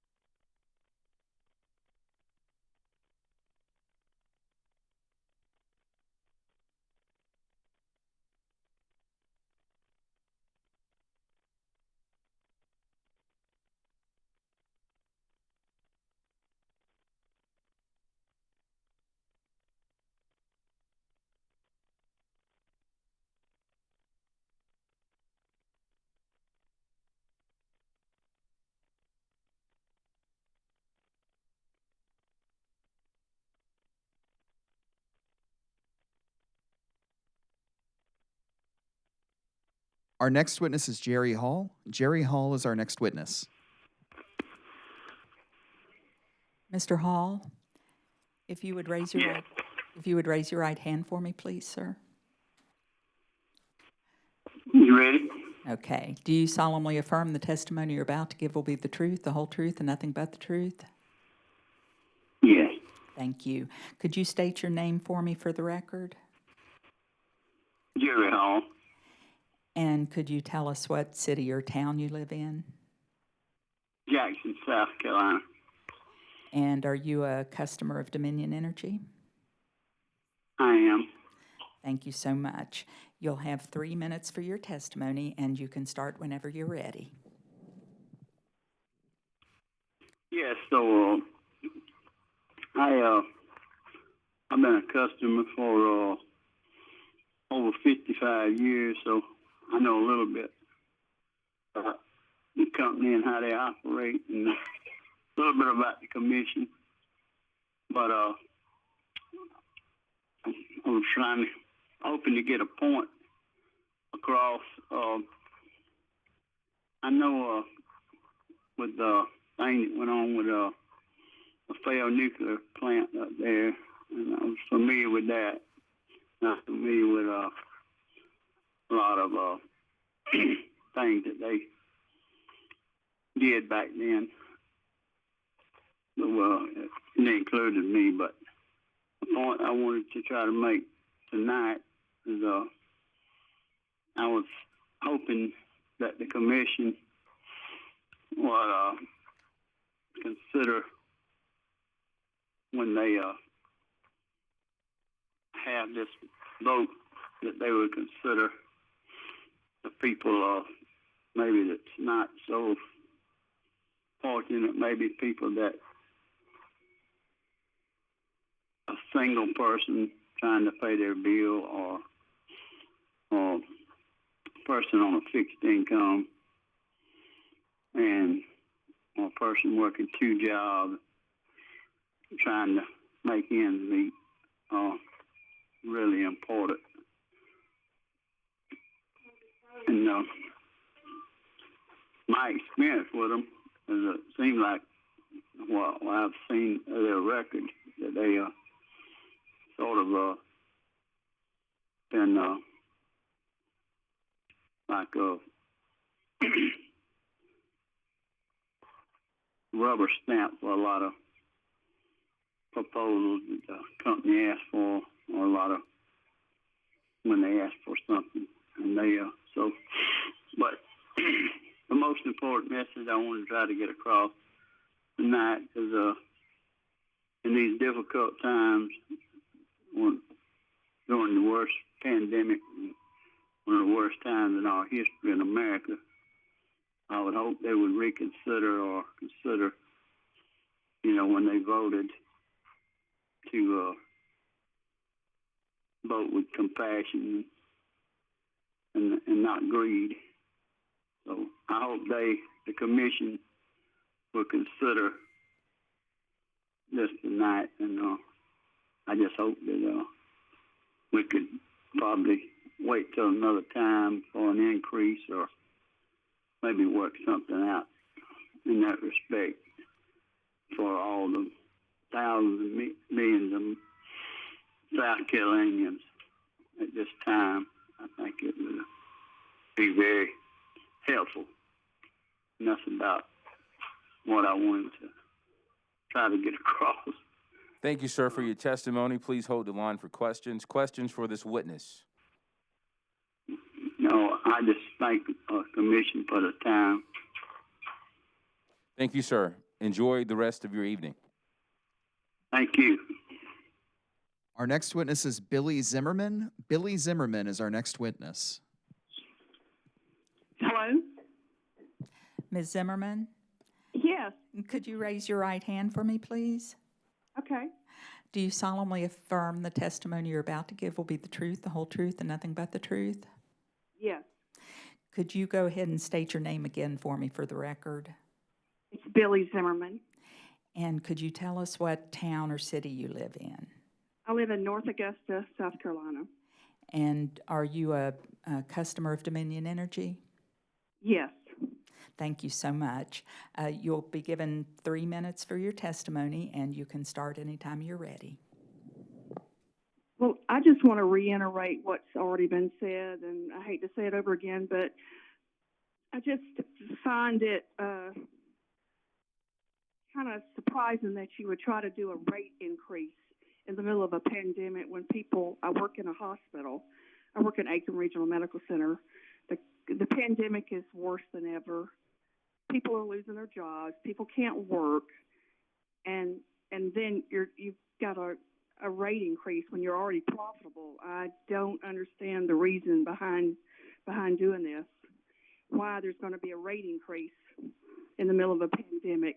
And basically that's all I've got to say. And also on top of that, we have solar panels, and another thing I see is that you want to tax those in the future. So that's another thing in the future that I see on the horizon, is that you're going to discourage people from being more energy efficient. So I'd like for Dominion Energy to please reconsider this, because it does give you a really bad reputation as a cold-hearted company to be doing this to us. And that's all I have to say. I appreciate your time. Thanks. Thank you, ma'am. Any questions for this witness? Mr. Chairman, this is Commissioner Irvin. Commissioner Irvin, please proceed. Thank you, sir. Ms. Zimmerman, first I want to thank you for being a frontline healthcare worker having to deal with this COVID-19 pandemic. I know that's been tough for you all. Yes, it's been very challenging. Is the hospital have any ICU beds available, or are they all full now? Well, we're okay right now, but I mean the hospital's full, and there's no visitors. I mean, if it's end of life, you're allowed to have 2 visitors, but other than that, pretty much there's no visitors. And the pandemic, it's still spreading. Definitely. I mean, we've taken, I had the first vaccine about a week ago. I think I have another one in a couple of weeks, but it's not going fast enough as far as vaccines being issued. Right. I've been concerned about that too. It looks like the rollout is too slow and too much bureaucratic red tape. Right, and there's a lot of indigents. There's people that can't pay their bills, and I guess I see it firsthand that got a lot of people it's just a bad situation. Well, we certainly appreciate you taking the time to call in tonight and let us know your thoughts. And, we certainly understand this is not a good time for a rate increase, given all the hardship that's out there. We're going to consider everything very carefully, and thank you for your testimony tonight. I have a question. It doesn't have anything with us having to pay for the failed hole in the ground, does it? I mean, the failed nuclear reactor, are we still having to pay for that? Is that part of it? Well, that's a hard question to answer. We had to have a merger hearing, and certain things are part of that merger order that the company agreed not to ask for a rate increase for so many years, and it has been a while, and that they asked for a rate increase. But on the other hand, this is it's not a good time, and we've heard a lot of people say that because of all the financial hardship and health hardships out there in our state. So we're struggling with it, but we're going to try to be fair and impartial and do the best we can for everybody concerned. Not to mention, on top of the pandemic, we have a severe opioid crisis in the state of South Carolina. So we've got that at the hospital on top of the pandemic. So it's just a bad. The timing is not good. Right. I've read that actually because of mental health problems like depression, anxiety, and so forth, that the illegal drug use has actually increased during the pandemic. Do you believe that's true? It has, definitely. Well, definitely. We've got to do everything we can to keep our state strong, and of course we want a reliable utility to keep the lights on. So it's a balancing act, but we're going to try to do the best we can under the circumstances, and thank you for your call. All right, I appreciate you listening to me. Thank you. Next witness, please. Our next witness is Redding O'Shea. Redding O'Shea.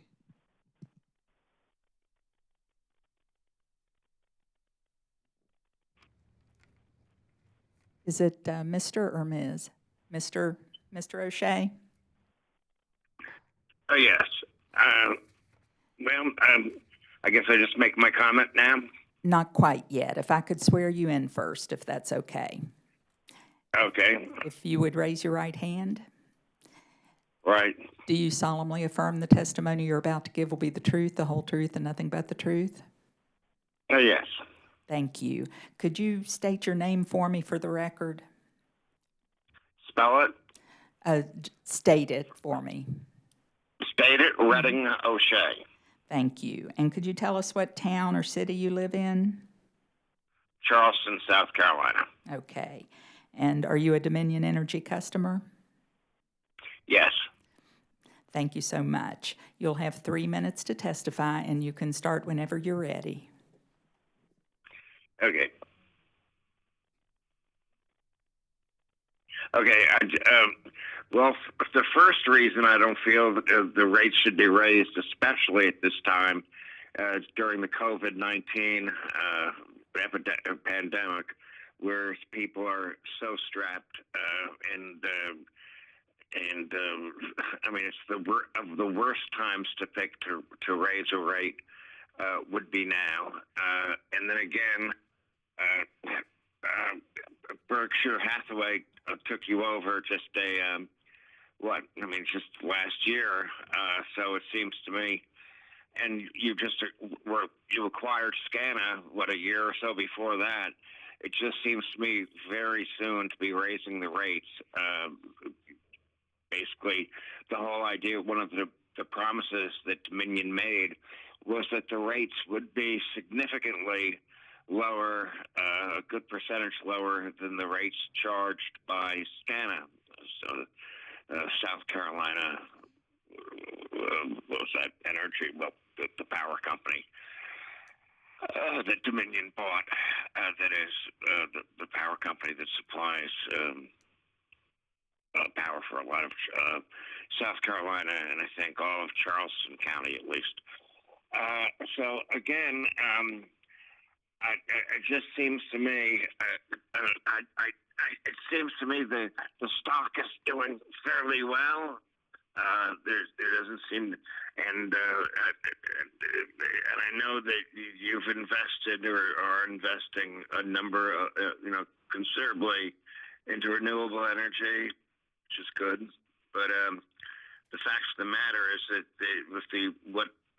I wish there was transparency in that you did release what your profits were for the year, what your profit margin was, what you feel it should be, and of course, I guess I should buy at least a share of stock to be able to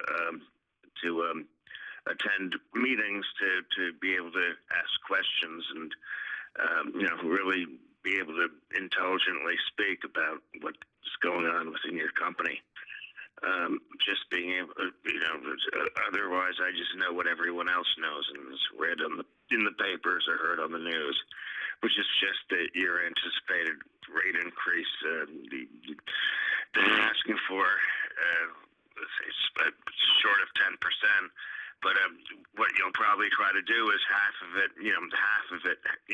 not what generally always seems to happen with these things is that you ask for whether it's 8%, I'm not sure what percent exactly you're asking for, but whether it's 9%, then you're approved by the Public Service Commission for a 4 or 5% increase. But still, again, at this time, especially in the history of our country, it's unprecedented. And it's just, as I say, people are really hard strapped right now. We're going through one of the toughest period of our time since the Great Depression, as far as I hate to interrupt you, sir. I really hate to interrupt you. I guess that'll do it for me. But again, I would think it should be definitely chaired and tabled for at least a year when this pandemic is hopefully totally out of the picture. In the meantime, I think you'll still be maintaining a very healthy profit and be pleasing to your stockholders and to Warren Buffett and Hathaway and et cetera and so on. So again, do the right Hello, thing sir. and do not raise the rates now. Thank you. I must be on mute. Next witness, please. Hello? Hello, sir. So I just hang up now? Hello, sir. Yes? What? I'm sorry, yes? Thank you for calling in and sharing your testimony with us today. Thank you. Have a nice, healthy rest of the year. Bye. Our next witness is Eleanor Harris. Eleanor Harris. Yes, it's Horace. Ms. Horace, Eleanor Horace. would you raise your right hand for me, please? I will. Do you solemnly affirm the testimony you're about to give will be the truth, the whole truth, and nothing but the truth? I swear to God. Okay. Could you state your name for me for the record? Eleanor Horace, Horres. I live on Bank Street in Mount Pleasant, and I am a Dominion customer. Thank you so much. You'll have 3 minutes to testify, and you can start whenever you're ready. I attended every local meeting that the Public Service Commission had with South Carolina Electric and Gas, and on many occasions, the SE&G requested increases in the range of 7.5%. Every time they requested this,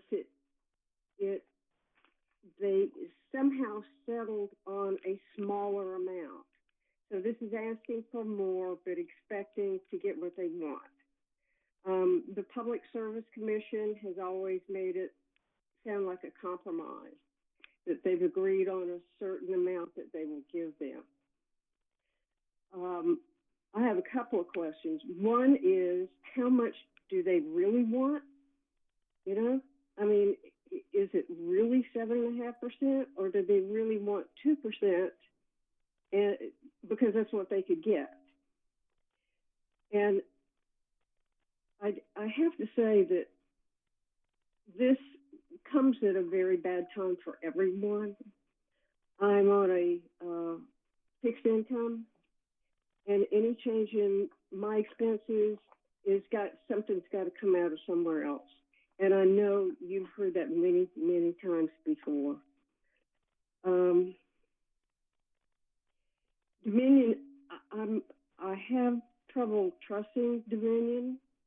I started off okay with it, but this 7.5% request has rung some alarm bells for me because I've heard it before, and it's really a bad way to start out.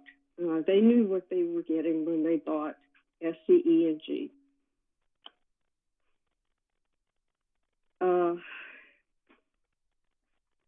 I'm very frustrated because of all the work that the community put in working with the Public Service Commission in those meetings, and I feel that we were duped. I think looking at everything that happened, I think we were probably right. We were duped. And I don't want to see this continue with Dominion, this practice of asking for more and settling for less. I'm not sure at this point that they should get any more because, you know, people don't have jobs. And businesses are closing around me all over. I mean, it's really a problem. For those people who have jobs to go to, maybe they don't see it as much. But there is a real need for work, and people are not working. So this is a very bad time for Dominion to do this, and I'm concerned that they will continue this practice of asking for more money and agreeing to take less. I hope this Public Service Commission can have the courage to not allow increases to come like this. If they need 1%, tell us they need 1%, but don't tell us they need 7.5%. And frankly, I'm not sure that they should get the 1%. So, Ma'am, your time has expired. Thank you for calling in and sharing your testimony with us. Please hold the line. A commissioner or a party may have a question for you. Any questions for this witness? Any questions for this witness? Ma'am, I got a couple of questions for you. Sure. Could you tell me about those community meetings you attended? When SCE&G first started fundraising, sort of, that's what they sort of called it in a way, for the nuclear facility. There were large requests for rate increases, and it didn't just come once a year. Sometimes there were two requests a year. And people turned out in droves in Charleston, at least in Charleston. I did not go around the state. But they gave money, and these people were frightened because they didn't have money, and they were doing everything that they could, and SCE&G just couldn't be pleased. So that was in person what you've been hearing over the phone. And I, at one meeting, I told the commissioners, I said, please understand that these people who are testifying are afraid. It's not just belly aching. They are truly afraid. And think of that when you make your decisions about this request. So that's what we had then. And frankly, the 7.5% was the last amount that SCE&G requested.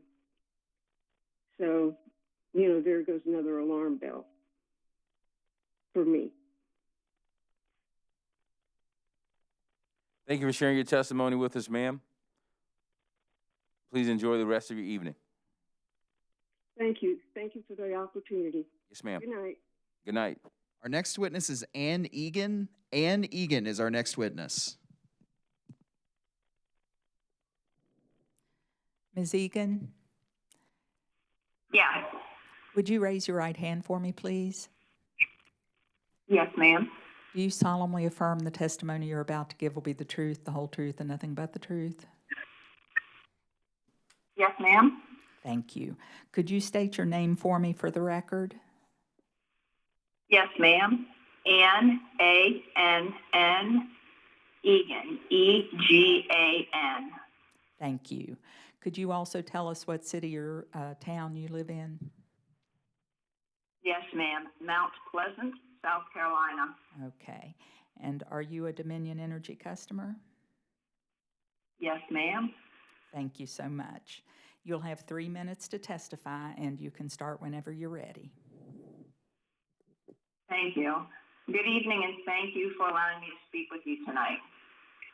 As you are aware, South Carolina energy customers were duped when they were lied to with regard to the VC Summer nuclear plant, so that not only could SCA&A increase rates to consumers, but also qualify for $1.4 billion in tax credits. In 2018, South Carolina lawmakers temporarily lowered the monthly consumer bills by 15%, which the PSC authorized when they approved the 2019 Dominion takeover.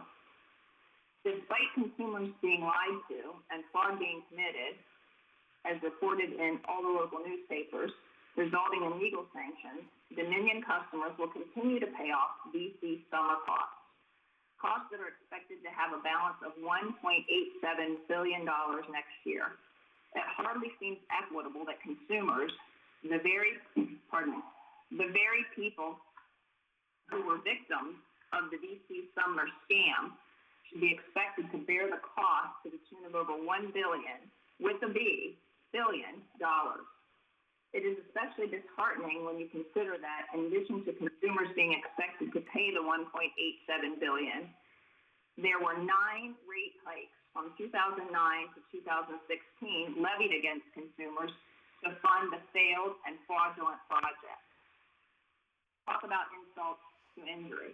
Yet through it all, in its acquisition of SCE&G, Dominion was well aware of this situation, the liability in their takeover and acquisition, as well as their profits. Dominion even made promises of a sort of rebate to consumers, one of which, I might add, in my recollection, never appeared in our mailbox. As part of the settlement and plea deal with SCA&A and Burns, Dominion Energy agreed to provide at least $4 billion of rate relief to South Carolinians.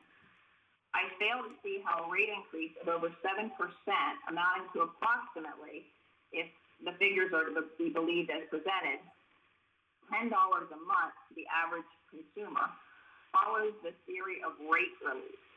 In fact and in truth, this increase further burdens Dominion Energy customers and provides absolutely no relief to citizens who pay utility bills, which are reportedly already ranked among the highest in the United States.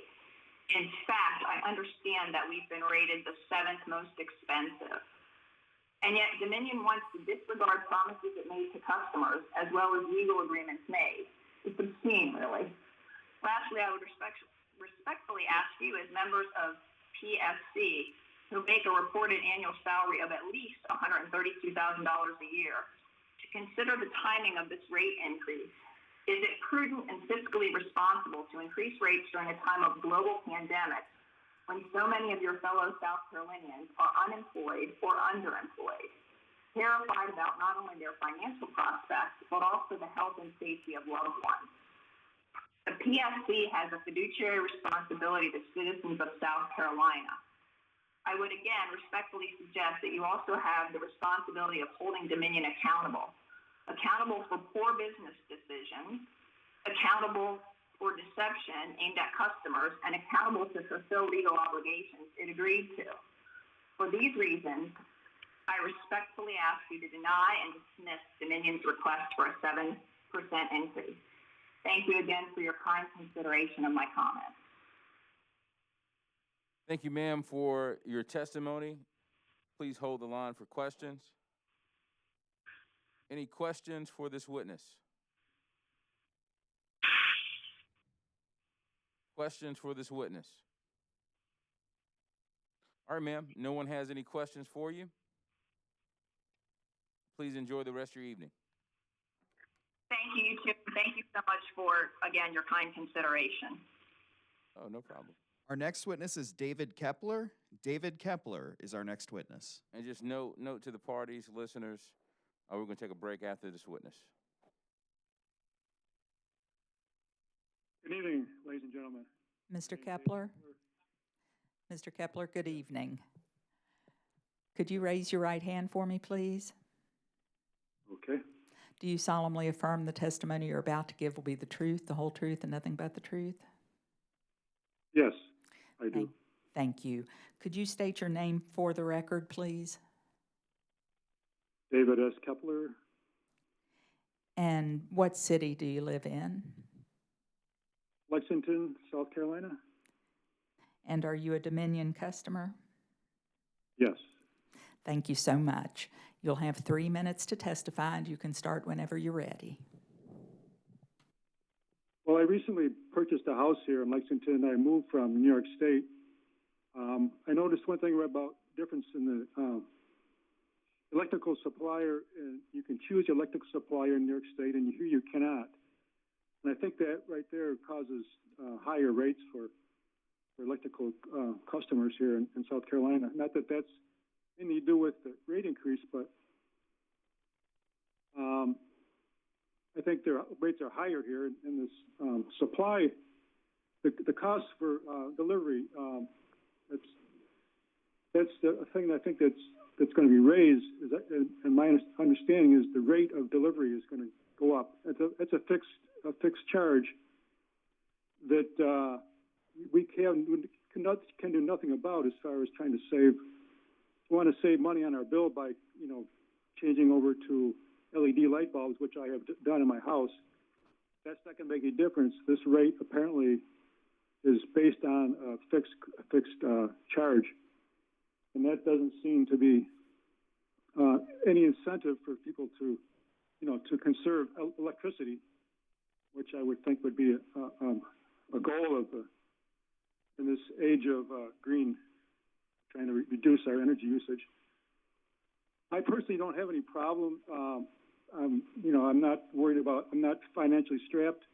I can afford to pay this bill, but I'm thinking about people who are not as fortunate as I am, that would maybe have trouble affording this increase in the rate in their bill.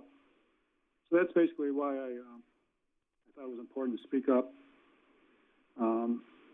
That's about all. I guess that's all I have to say.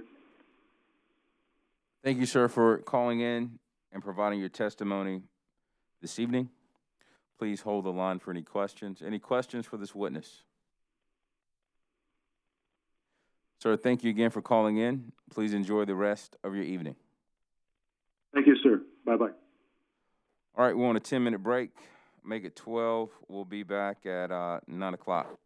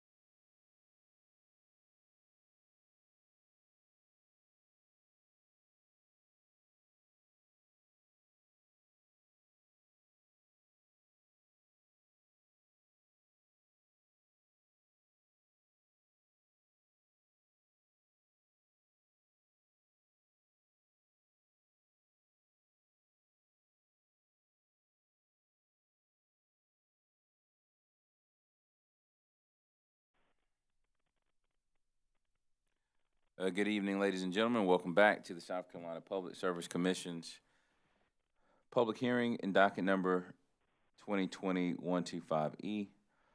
Before we get started, we're going to take a brief roll call. Chairman Williams, Commissioner Caston, and Vice Chair Belzer all present in the hearing room. Commissioner Irvin, Commissioner Powers are present with us virtually. Commissioner Williams and Commissioner Thomas are present with us virtually. Please call the next witness. Our next witness is Kristen Culvert. Kristen Culvert. Yeah, it's Albrecht.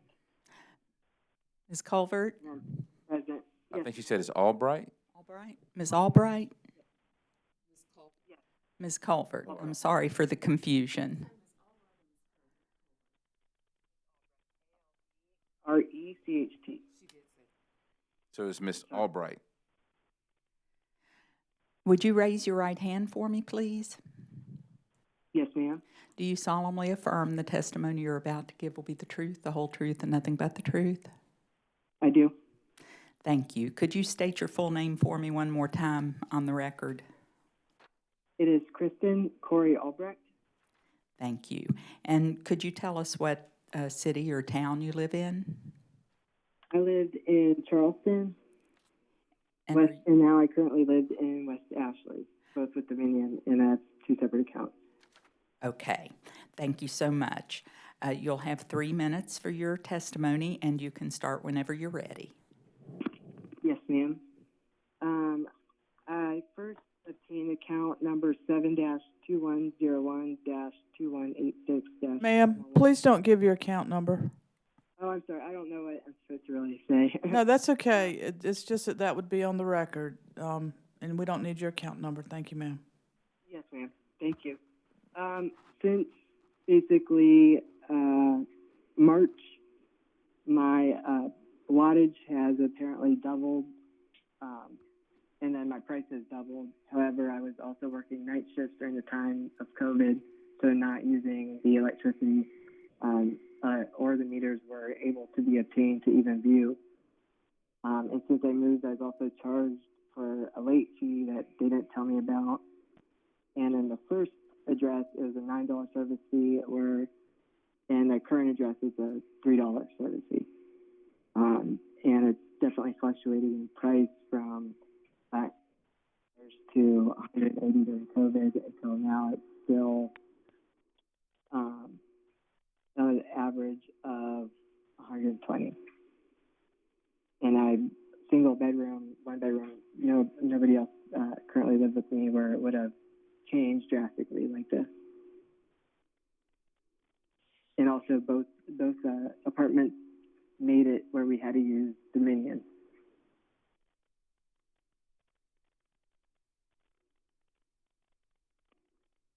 Now, I'm sorry, I don't know if I need to, I have everything figured out. I don't know if there's any other further questions or I need to testify on behalf of, other than just the double service prices and then monthly fees and then not being able to actually see my meter.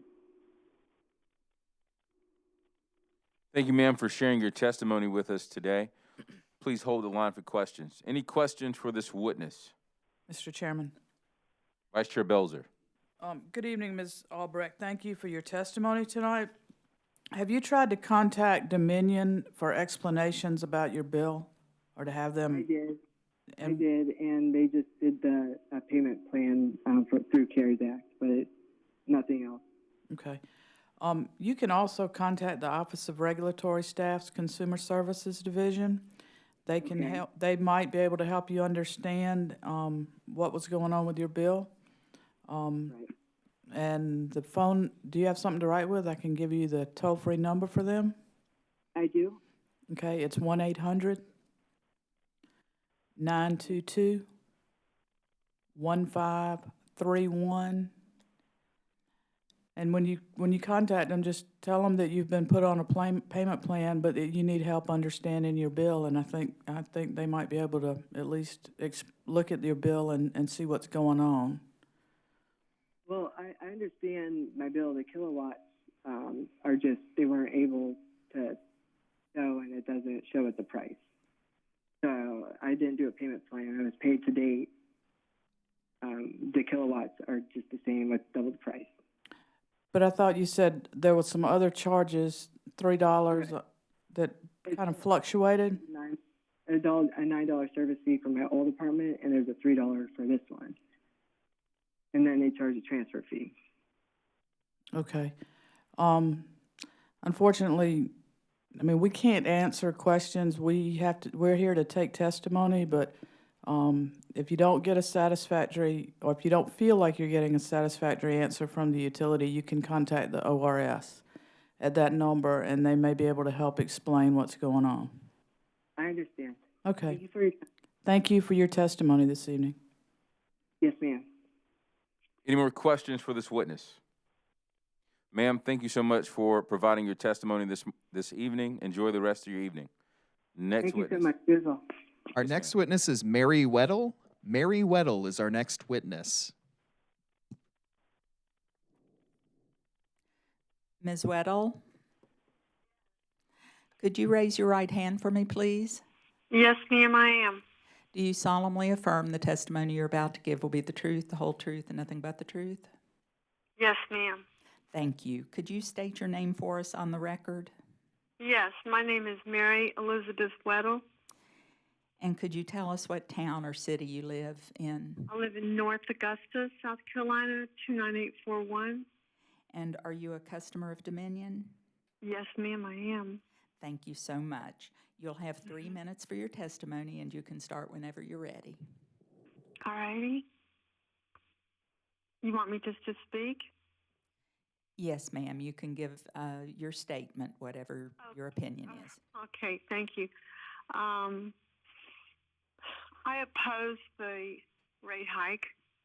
I'm 67, my husband is 69, and we live on a fixed income, and Social Security, example, went up 1.5%, and they're seeking 7+%. Dominion, and they're not the only ones, in the world here that you deal with on a daily basis that don't want more.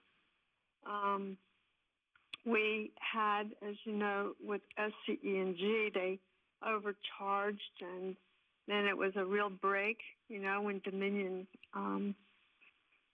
came and took over that, and that's been a good thing. It's been helpful. It's really been helpful. It's very noticeable, and I'm very conservative anyway, always turning out lights, and if I'm not in the room, not using, anything going.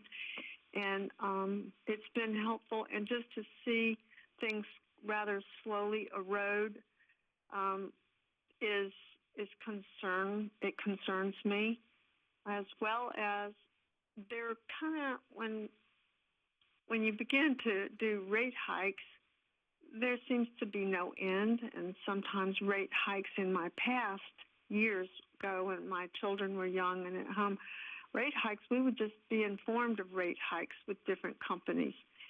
I can understand where those persons owning portions of stock of want dividends or monies, whatever, but I mean, you don't get some of those percentages out of blue chip stock.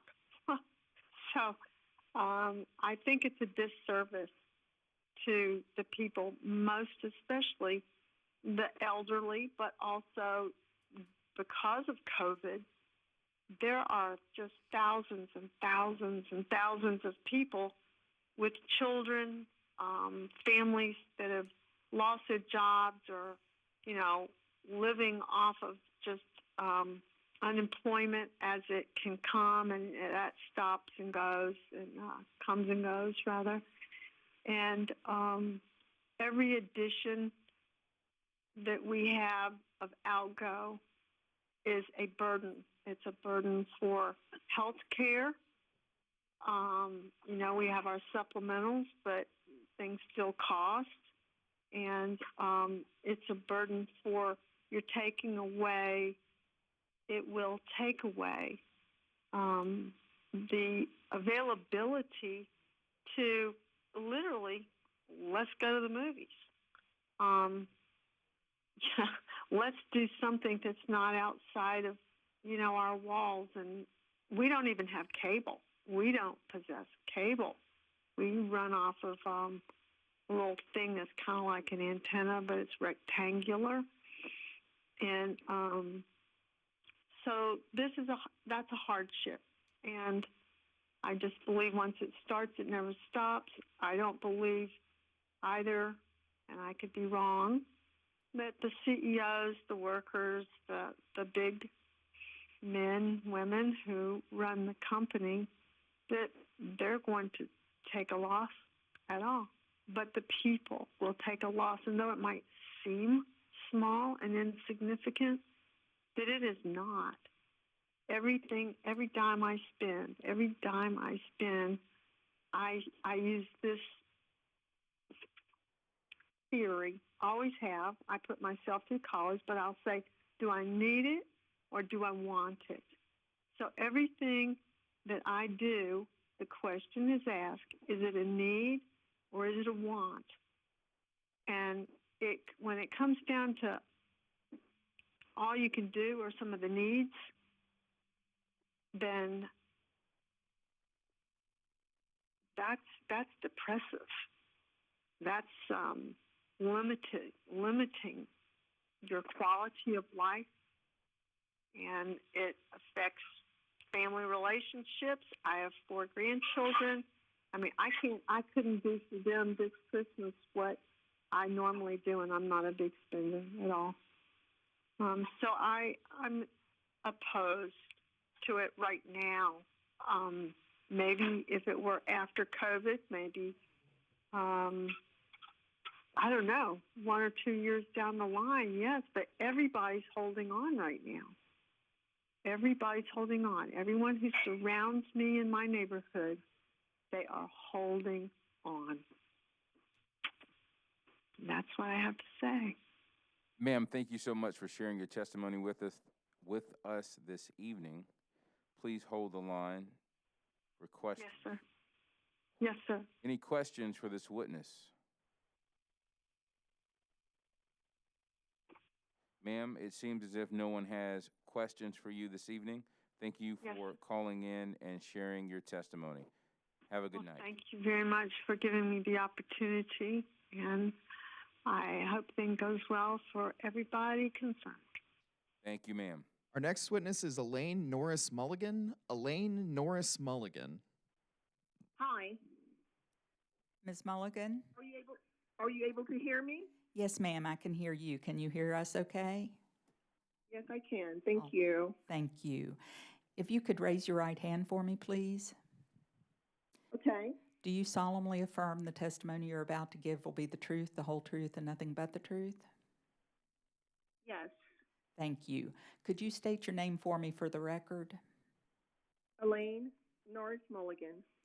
And could you tell us what city or town you live in? I live in North Charleston, South Carolina, in the county of Dorchester. And are you a customer of Dominion Energy? I am. Okay, thank you. You'll have 3 minutes to testify, and you can start whenever you're ready. All right, thank you for the opportunity. Usually I don't take issues when companies feel like they need to increase rates. However, at this particular time, I'm actually on my own. My husband has passed away, and we usually, split bills and things like that.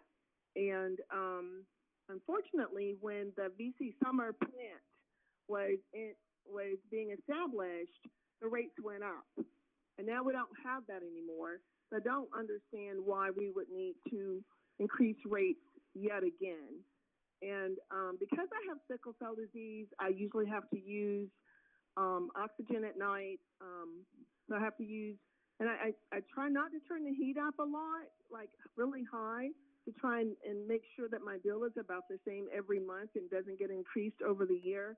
But in the winter, it's something that that I really pay close attention to. So my use is probably less than it needs to be, and I don't want to feel like I can't afford something that I actually need. And of course, with utilities, it's something that you need.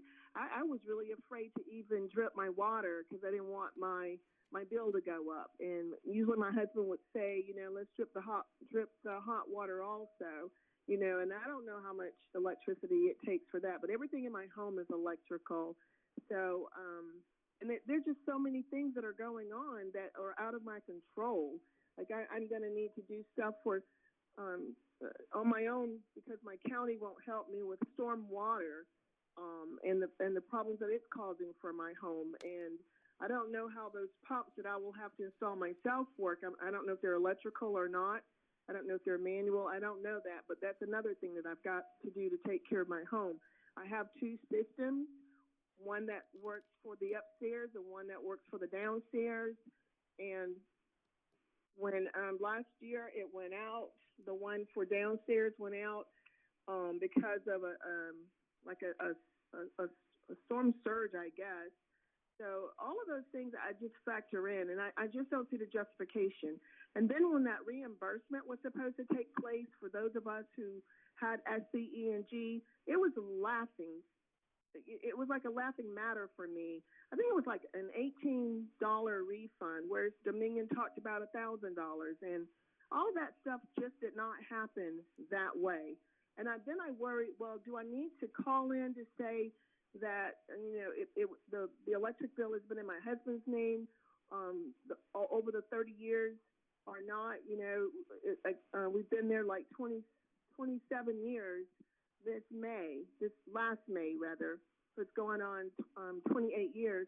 So they're just things that the companies say that just doesn't have the backbone of what I read through stuff. I skim through it, not reading it verbatim. Excuse me, ma'am. I hate to cut you off, but your 3 minutes has expired.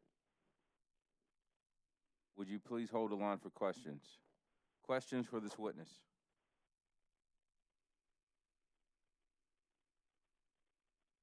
Ma'am, it appears as if no one has questions for you.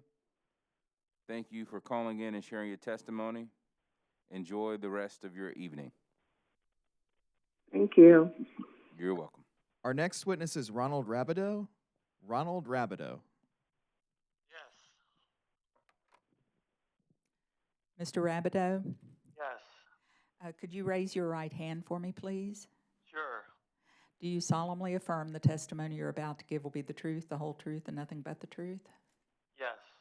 Thank you. Could you state your name for me for the record? Ronald Rabideau. I'm sorry, I mispronounced it. Sure. And could you tell us what town or city you live in? Mount Pleasant, Charleston County. And are you a Dominion customer? Yes. Thank you so much. You'll have 3 minutes to testify, and you can start whenever you're ready. Sure.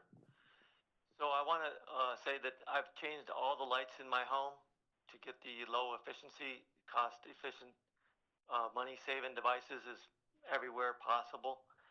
There's nothing left to do to improve the savings. But I'm not understanding why there would be another rate hike at this time with the condition of the economy. It doesn't seem to make sense to me. I see that on the report, it looks like if it did go through, the company stands to make quite a profit margin. I'm not sure why that's available at such a high increase. It seems like we should be able to choose a different power company if we're only going to be able to stick with one power company. That seems like a monopoly, and the doesn't seem like the rate should be going up as much as you're asking. That's really all I have to say. I'm sure it's going to affect a lot of people differently. Thank you so much, sir, for calling in and sharing your testimony with us. Please hold the line for questions. Any questions for this witness? Sir, no one has any questions for you. Thank you very much for taking time out of your schedule to call in this evening. Enjoy the rest of your evening. Yes, sir. Our next witness is Nicolette Satola. Nicolette Satola. Ms. Satola?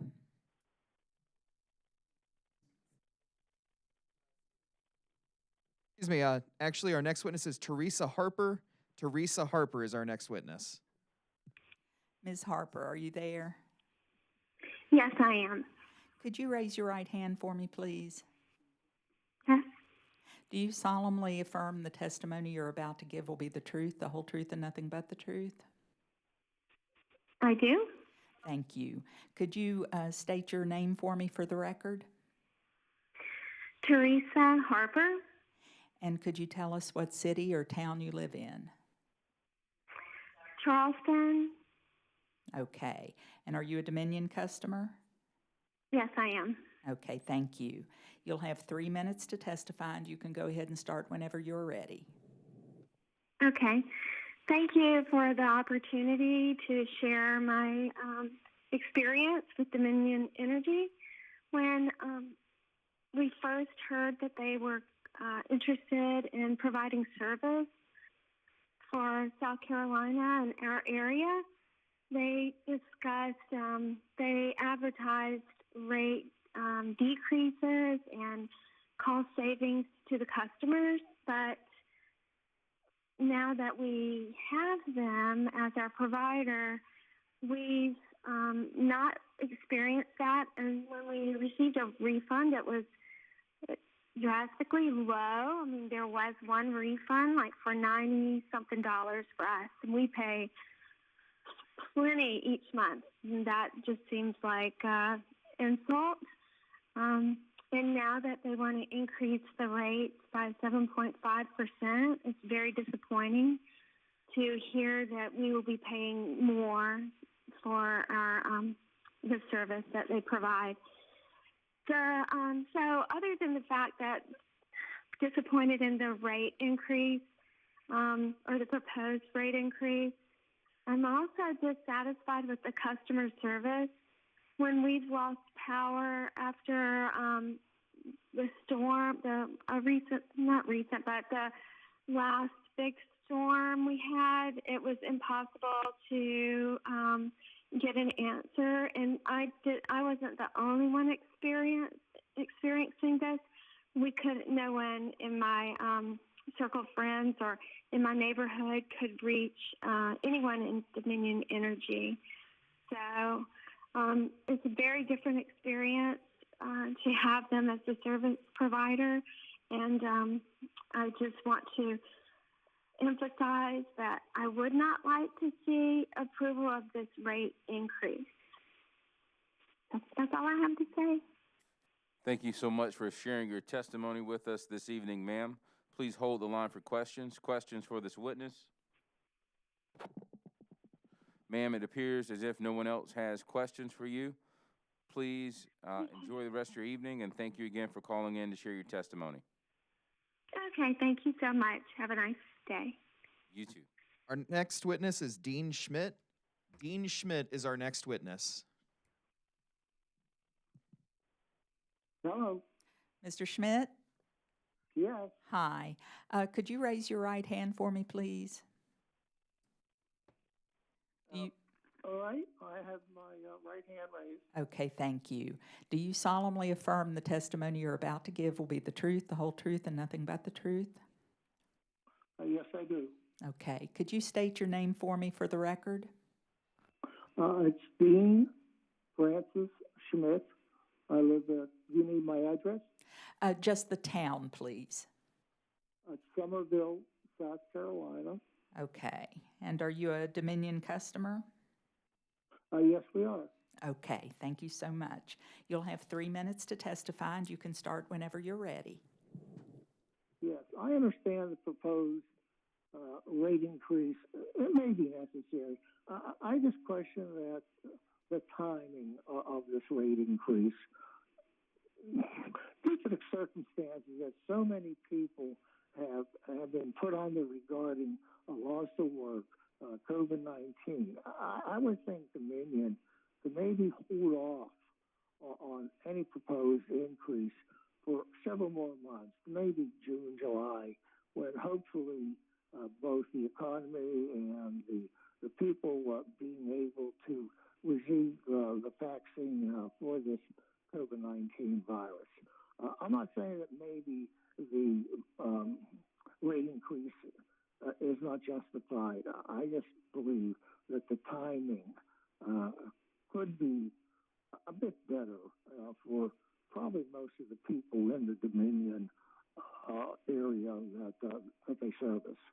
That's my only complaint about the increase. That it's just a very, very bad time for any type of increases for anybody that may be out of work or suffering from this virus.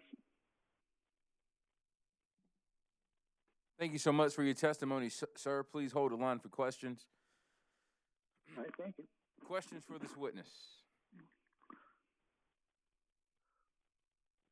Mr. Chairman, may I ask Mr. Schmidt if Ms. Margaret Schmidt is also going to testify? Yeah, she's asleep right now. Thank you, Mr. Schmidt. Thank you, Mr. Schmidt.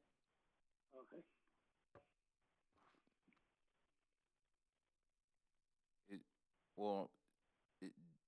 So, Mr. Schmidt? Yes.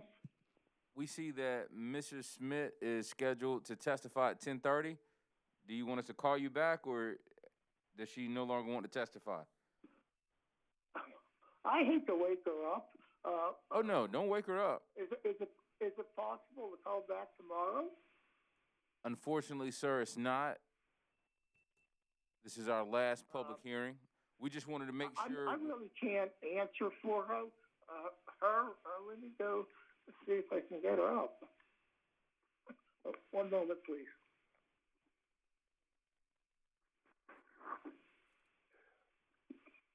Mr. Schmidt, we don't want you to get in trouble now. No, I've been married 49 years. I've been in trouble so many times. Hey, Peggy, it's Dominion Energy. Regarding the proposed price increase, if you want to testify. Oh, yeah, If sure. you don't want to, just tell me. Hello? Hello, Ms. Schmidt. Yes. Would you please take directions from our court reporter, who is going to swear you in and give you instructions on testifying? Okay. Good evening, Ms. Schmidt. Could you raise your right hand for me, please? Uh-huh. Do you solemnly affirm the testimony you're about to give will be the truth, the whole truth, and nothing but the truth? Yes. And could you state your name for me for the record? Margaret Schmidt. Okay. And you live in Somerville? Correct. And you're a Dominion customer, is that right? Yes. Okay. You'll have 3 minutes to testify, and you can go ahead whenever you're ready. We have been here in Somerville for about a year and a half. Was told that it was going to be a nice place as far as taxes being reasonable and so forth. We found it to be just the opposite. Our taxes are ridiculous, and now they want to do an increase with Dominion Energy. I kind of think that, they had proposed this a number of months ago, and if for some reason it was tabled. This is not the time for an increase. They said in the write-up that if they don't get enough people to go forward with this, we may not have the energy. The energy is out there somewhere, but the state of this country at this time is so shaky that I don't think they should impose more on people's shoulders. This is not the time. We need to get out of this funk that we're in and get people back to work, be able to feed their families. There's too many people going to these food banks. It's just heartbreaking. Now, we are older and we are on a fixed budget, so we are feeling it immensely. We never leave the house. We just order our groceries. That's about it. it's just not the time for an increase. As a big corporation, they probably feel what they need it. They have to have it. You have to think of the small person and who's not working and who's not being able to feed their family. That's all I had to say. Thank you very much, Ms. Schmidt. Please hold the line for questions. Questions for Ms. Schmidt? Ms. Schmidt, it appears as if no one has questions for you. I'm here. Thank you so much for taking the time to share your testimony with us. We really appreciate it. Enjoy your night. Okay, thank you. Bye-bye. Goodbye. Our next witness is Shadavia Johnson. Shadavia Johnson. Mr. Johnson? Yes, ma'am, I'm here. Mr. Johnson, could you raise your right hand for me, please? Pardon me? Could you raise your right hand for me so that I can swear you in, please? Yes, ma'am. Okay. Do you solemnly affirm the testimony you're about to give will be the truth, the whole truth, and nothing but the truth? Yes, ma'am. Okay. Could you state your name for me for the record? David Johnson. And could you tell me what city you live in? Charleston, South Carolina. Okay. And are you a Dominion customer? Yes, ma'am. Okay, thank you. You'll have 3 minutes to testify, and you can start whenever you're ready. If you could speak up just a little bit, I think it will help us here. Okay, can you hear me now? Yes, that's better. Thank you. Okay, well, the reason I want to testify about the increase in Dominion Energy is due to COVID. I was working for 2 men in a truck. I was almost working with them for a year. Due to COVID, I had a complete dramatic loss in income hours. I was unemployed for a while now.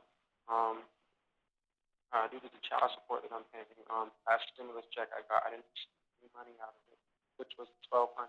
I only just $84 out of it. Right now, I'm also unemployed due to COVID. Just for the fear of me, going outside of my home trying to work. There's a new strand also out there. I have 2 kids, one in South, one in North Carolina. I'm paying child support for both of them. And right now, the only source of income that I have coming in right now is me donating plasma. Due to the fact that me stating that is also because I played football in high school. Had a part-time internship in business, and playing football, I passed out with heat exhaustion, and it damaged my kidneys a little bit. So by donating plasma, I think that's also damaging my kidneys more. The light, due to the fact that the light increase is just going to be the added stress on me, even with COVID, which and my daily life situations, as far as like trying to pay rent. I just had a real bad car situation. Things are just getting out of control right now. Not only with my family, not my intermediate family, but also my close family members as well. My mom is going into surgery within the next couple weeks. She has to have an eye transplant, and I don't need the extra stress added on with it because I'm struggling enough as it is. I am African American, and things are just hard as it is right now. For African Americans, as we speak in general, and the situation with my car, my fuel pump went bad. That was $100. My battery went bad. That was an extra $100. My alternator went bad. That was extra $200. And then things are just going spiraling downhill, and my financial situations aren't where they need to be significant for that increase. And I believe if you guys increase, I will not be able to be the that I want to be, also the father that I want to be, kids knowing that they're depending on me and looking up. So I'd appreciate it, guys. Just keep things the way they are and try not to really increase. And if you guys think that, I greatly appreciate it. I'll also, man up some more and, pay my bills on time if that's going to help, keep things to a minimum, things, where they're at right now. And that's just basically why I wanted to test it up to this place. More added stress and high blood pressure runs in my family. and it's a financial burden. Thank you so much, sir, for calling in and sharing your testimony with us tonight. Hold the line for questions. Questions for this witness. Mr. Chairman, this is Mr. Gissenanner with Dominion Energy. Mr. Johnson, this is Matt Gissenanner with Dominion Energy. I would just encourage you, we have customer assistance personnel on call tonight. The number was on the commission's live stream. I don't know if you're watching or not, but the number is 1-800-922-8802, and they have those customer assistance representatives have heard your testimony, and they have asked me to ask you to please give them a call this evening so they can see if there's assistance that is available and if there is something that we can do to help you out. So again, that number is 1-800-922-8802. That number is 1-800-922-8802. That's correct. Okay.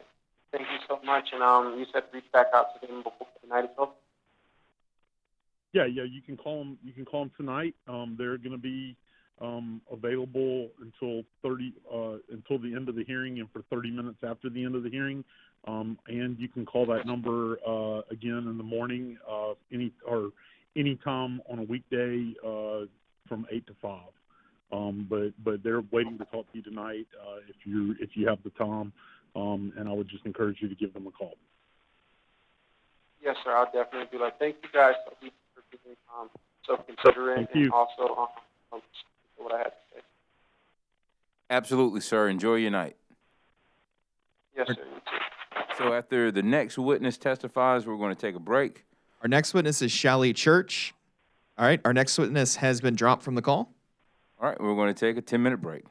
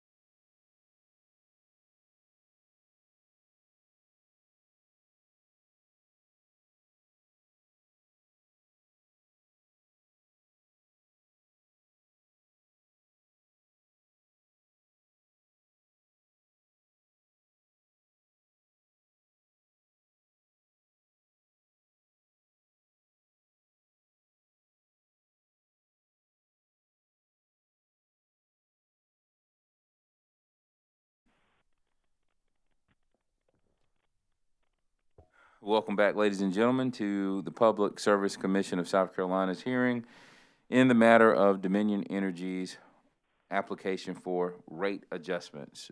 Docket number is 2020-125E. Before we proceed, we're going to take a quick roll call. We have Vice Chair Belzer, Commissioner Caston, and Chairman Williams present in the hearing room. We have Commissioners Irvin, Thomas, Powers, and Williams joining us virtually. Please call the next witness. Our next witness is Amy Johnson. Amy Johnson is our next witness. Ms. Johnson? Yes, I'm here. Hello. Could you raise your right hand for me, please? I'm sorry? Could you raise your right hand for me, please, so that I can swear you in? Do you solemnly affirm the testimony you're about to give will be the truth, the whole truth, but nothing but the truth? Yes, I do. Okay. Could you state your name for me for the record? Amy Johnson. And could you tell us what city you live in, please? I live in Bluffton, South Carolina. And are you a customer of Dominion? Yes. Thank you very much. You'll have 3 minutes to testify. You can start whenever you're ready. Well, I'm just calling because my husband got an email from AARP saying that they were going to be raising their rates. And so they said if you had, that you could call up and complain about that. So that's what I'm doing. I don't want to see my rates raised unnecessarily. Thank you, ma'am, for your testimony. Please hold the line for questions. Questions for this witness? Hearing none, ma'am, please feel free to enjoy the rest of your evening. Thank you so much for calling in and making your voice heard. Okay, thank you. Yes, Bye. ma'am. Our next witness is Shally Church. Shally Church is our next witness. Ms. Church? Yes. Good evening. Would you mind raising your right hand for me? Okay. Do you solemnly affirm the testimony you're about to give will be the truth, the whole truth, and nothing but the truth? Yes. Thank you. Could you state your name for me for the record, please? Shally Church. And could you tell us what city you live in? Columbia. Okay. And are you a Dominion customer? Yes, I am. Okay. You'll have 3 minutes to testify, and you can start whenever you're ready. Okay, I just wanted to state that during the current situation with the pandemic and a lot of individuals still haven't went back to work, and those that have went back to work, is still a financial struggle. So I think it would be a strain for the rates to go up, for Dominion to raise the rates, being that people are still playing catch up and the weather is changing. So there's like cold, rainy weather where they're going to be using power more for heat. So I just wanted to state my opinion for that. Thank you so much for calling in to share your opinion, ma'am. Please hold the line for questions. Questions for this witness? Hearing no questions, ma'am, I just want to thank you again for calling in and sharing your testimony with us. Please enjoy the rest of your evening. Okay, thank you. You're welcome. Our next witness is Jeanette Cannon. Jeanette Cannon. Hello. Ms. Cannon? Yes, ma'am. Good evening. Would you mind to raise your right hand for me? Yes, ma'am. Do you solemnly affirm the testimony you're about to give will be the truth, the whole truth, and nothing but the truth? Yes, ma'am. Thank you. Could you state your name for us on the record? It's Jeanette. The last name is Cannon, Cannon. Okay, thank you. And what city do you live in? I'm in Lexington. All right. And are you a Dominion customer? Yes, ma'am. Okay, thank you. You'll have 3 minutes to testify, and you can start whenever you're ready. Okay. Actually, I think the rates is already high, and I have just retired. I'm a grandmother, and I just got custody of my daughter's children, my grandchildren. They're 13, 10, and 11. And I'm living on Social Security and one pension. so my income is very limited at this time. And I know it doesn't seem like a lot of money, the $10, but that's gonna put a strain. And the electric bill, I mean, like I pay it every month, but it's really difficult. I mean, the bills that I have right now. So, I mean, I'll be more appreciative. Actually, I hope that they don't raise, go through with this rate hike. I mean, I think it's already high. This, the electricity is just already high as it is for whatever. I just want to, express my concern as far as this rate hike. Thank you, ma'am, for calling in to share your testimony with us this evening. Please hold the line for questions. Questions for this witness.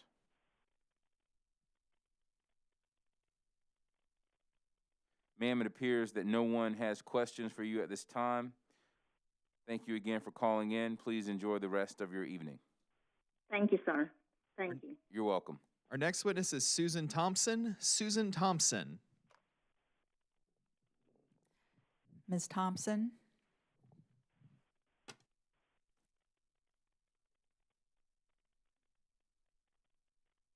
Ms. Thompson? Yes. Good evening. Would you mind to raise your right hand for me, please? Yes. Do you solemnly affirm the testimony you're about to give will be the truth, the whole truth, and nothing but the truth? I do. Thank you. Could you state your name for the record for us, please? Susan Thompson. And could you tell us where you live? What city? I live in Mount Pleasant, South Carolina. And are you a Dominion customer? I am, yes, and have been for many years, many decades. Well, South Carolina Electric and Gas. Okay, thank you. You'll have 3 minutes to testify, and you can start whenever you're ready. I would like to speak out against Dominion's request for a raise of over 7% of the rate to the ratepayers for a rate increase of over 7%. My reasoning for this is twofold. First of all, I don't trust this company, Dominion. I've been worried about it ever since they were in the running to take over our electric utility that was in such terrible straits. And there was a lot of talk back then when they were competing for this bid about the main motivating factor for them may have been more that if they were a South Carolina utility, they would have the right of eminent domain to push through their pipeline that they were putting through from West Virginia through Virginia. But then, as I understand it, it's been stopped, the Atlantic Coast Pipeline. Nonetheless, they've made so many promises to the people of South Carolina, the ratepayers of South Carolina, of how much better life would be if Dominion took over their electric company and had a monopoly over them. And they have not followed through on their promises at all. They promised these big checks with refunds because we've paid and paid and paid for the disastrous nuclear plant that never was built. So somehow Dominion got themselves in here and they bought, understand this, but somehow they bought the assets but not the debt. And we ratepayers are still paying on this terrible debt. So from the way I see it, this Dominion bought a company that they knew had made a criminally bad investment, a company that was in serious financial trouble, and barely a year into this giant purchase that they walked into eyes open, they want to raise the rates of the ratepayers who are still paying. We're still paying for this terrible debt. So I don't trust this. I don't know why they need to raise it sort of dramatically in such a short time after buying it. But also, I think this is not an appropriate time for them to raise any rates during a international pandemic, a worldwide pandemic that's hurting this country and hurting Americans and hurting South Carolinians. It's not the time for them to increase their profits. And even if they're not making a profit right now, they bought a utility that was in distress, and it's not appropriate for them to charge ratepayers more now than a year ago when times are so hard for so many ratepayers to take care of their expenses and pay their electric bills. I think this is a very inappropriate time, and I hope that this will not be allowed. Thank you, ma'am, for your testimony. Please hold for questions. Questions for this witness?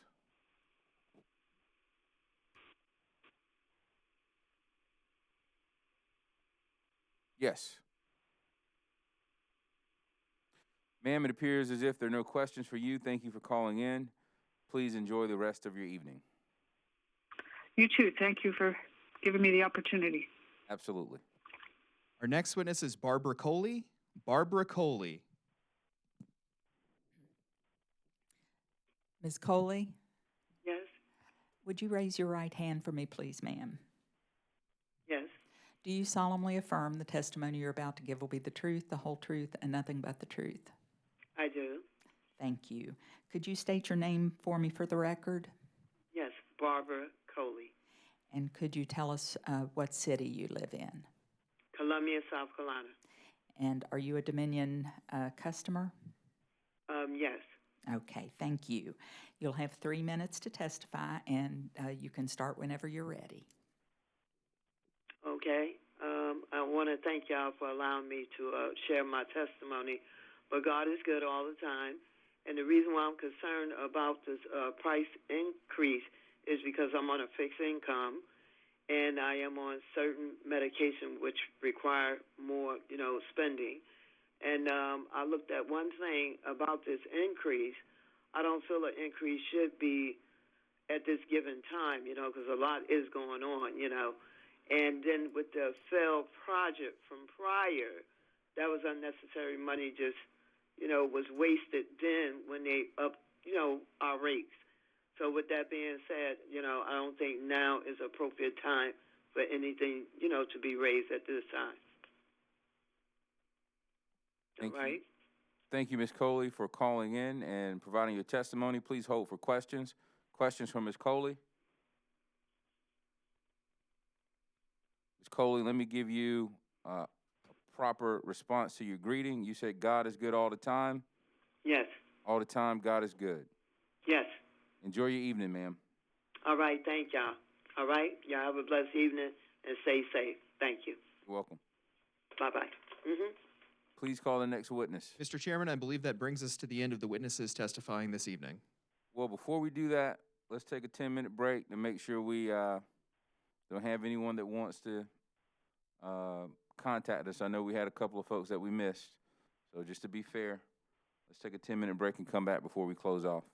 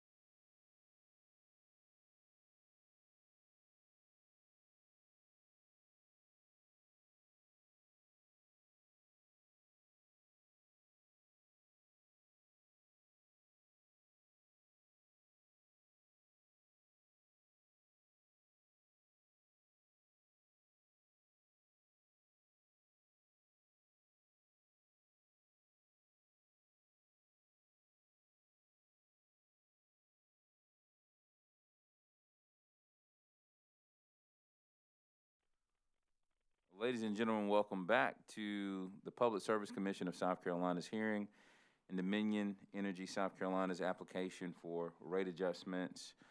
Docket number 2020-125-E. This is the public hearing portion of the rate case. We've reached a point where we don't have any more witnesses to testify. We've called every witness who signed up to testify. Those we could not reach, we've called multiple times. If those witnesses hear about this proceeding and had some technical difficulties on their end for some reason or another, there's still an opportunity to write in and provide written commentary. If you want to call the commission, you can reach the commission at 803-896-5100, I believe. We're not going to prolong the time considering how late it is this evening. Before we close out for the evening, I want to recognize the Public Service Commission staff who have worked tirelessly to make sure that as many ratepayers who wanted to speak had the opportunity to speak. Normally we have 3 public night hearings. This rate case we've had 5. We've had them virtually, and we even dared to have those who wanted to come and testify in person. We gave that opportunity as well.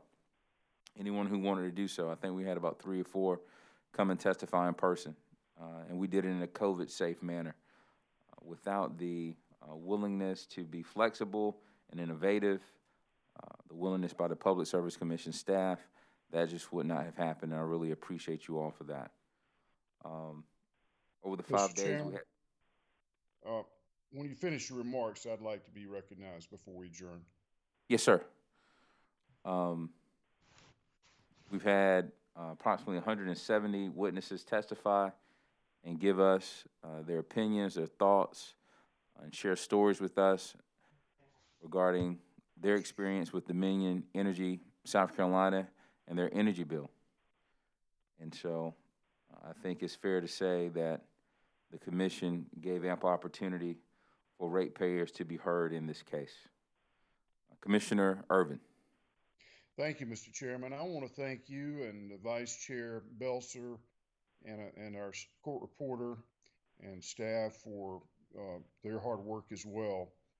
You know, we've been working extremely hard to ensure that all members of the public are given a fair opportunity to be heard, and you've certainly gone above and beyond to make that happen. And I hope that that the public appreciates. I know that the customers that were given an opportunity to be heard appreciate it, and hopefully everyone else will understand that we went late tonight. We started the session of the hearing this morning. We'll be back tomorrow morning at 10. But again, thank you for all your hard work and your leadership. Thank you, sir. Also, I would be remiss if I did not recognize members of the South Carolina General Assembly that also participated. Senators Young, Massey, McLeod, and Senator Shealy all participated in the hearing, whether in person or virtually. So it takes a village, as they say. So we're all working together to try to get to the best decision possible based on the evidence of record. Well, let me ask, any more comments by commissioners? Hearing none, we're closing out for the evening. We'll start tomorrow morning at 10 a.m.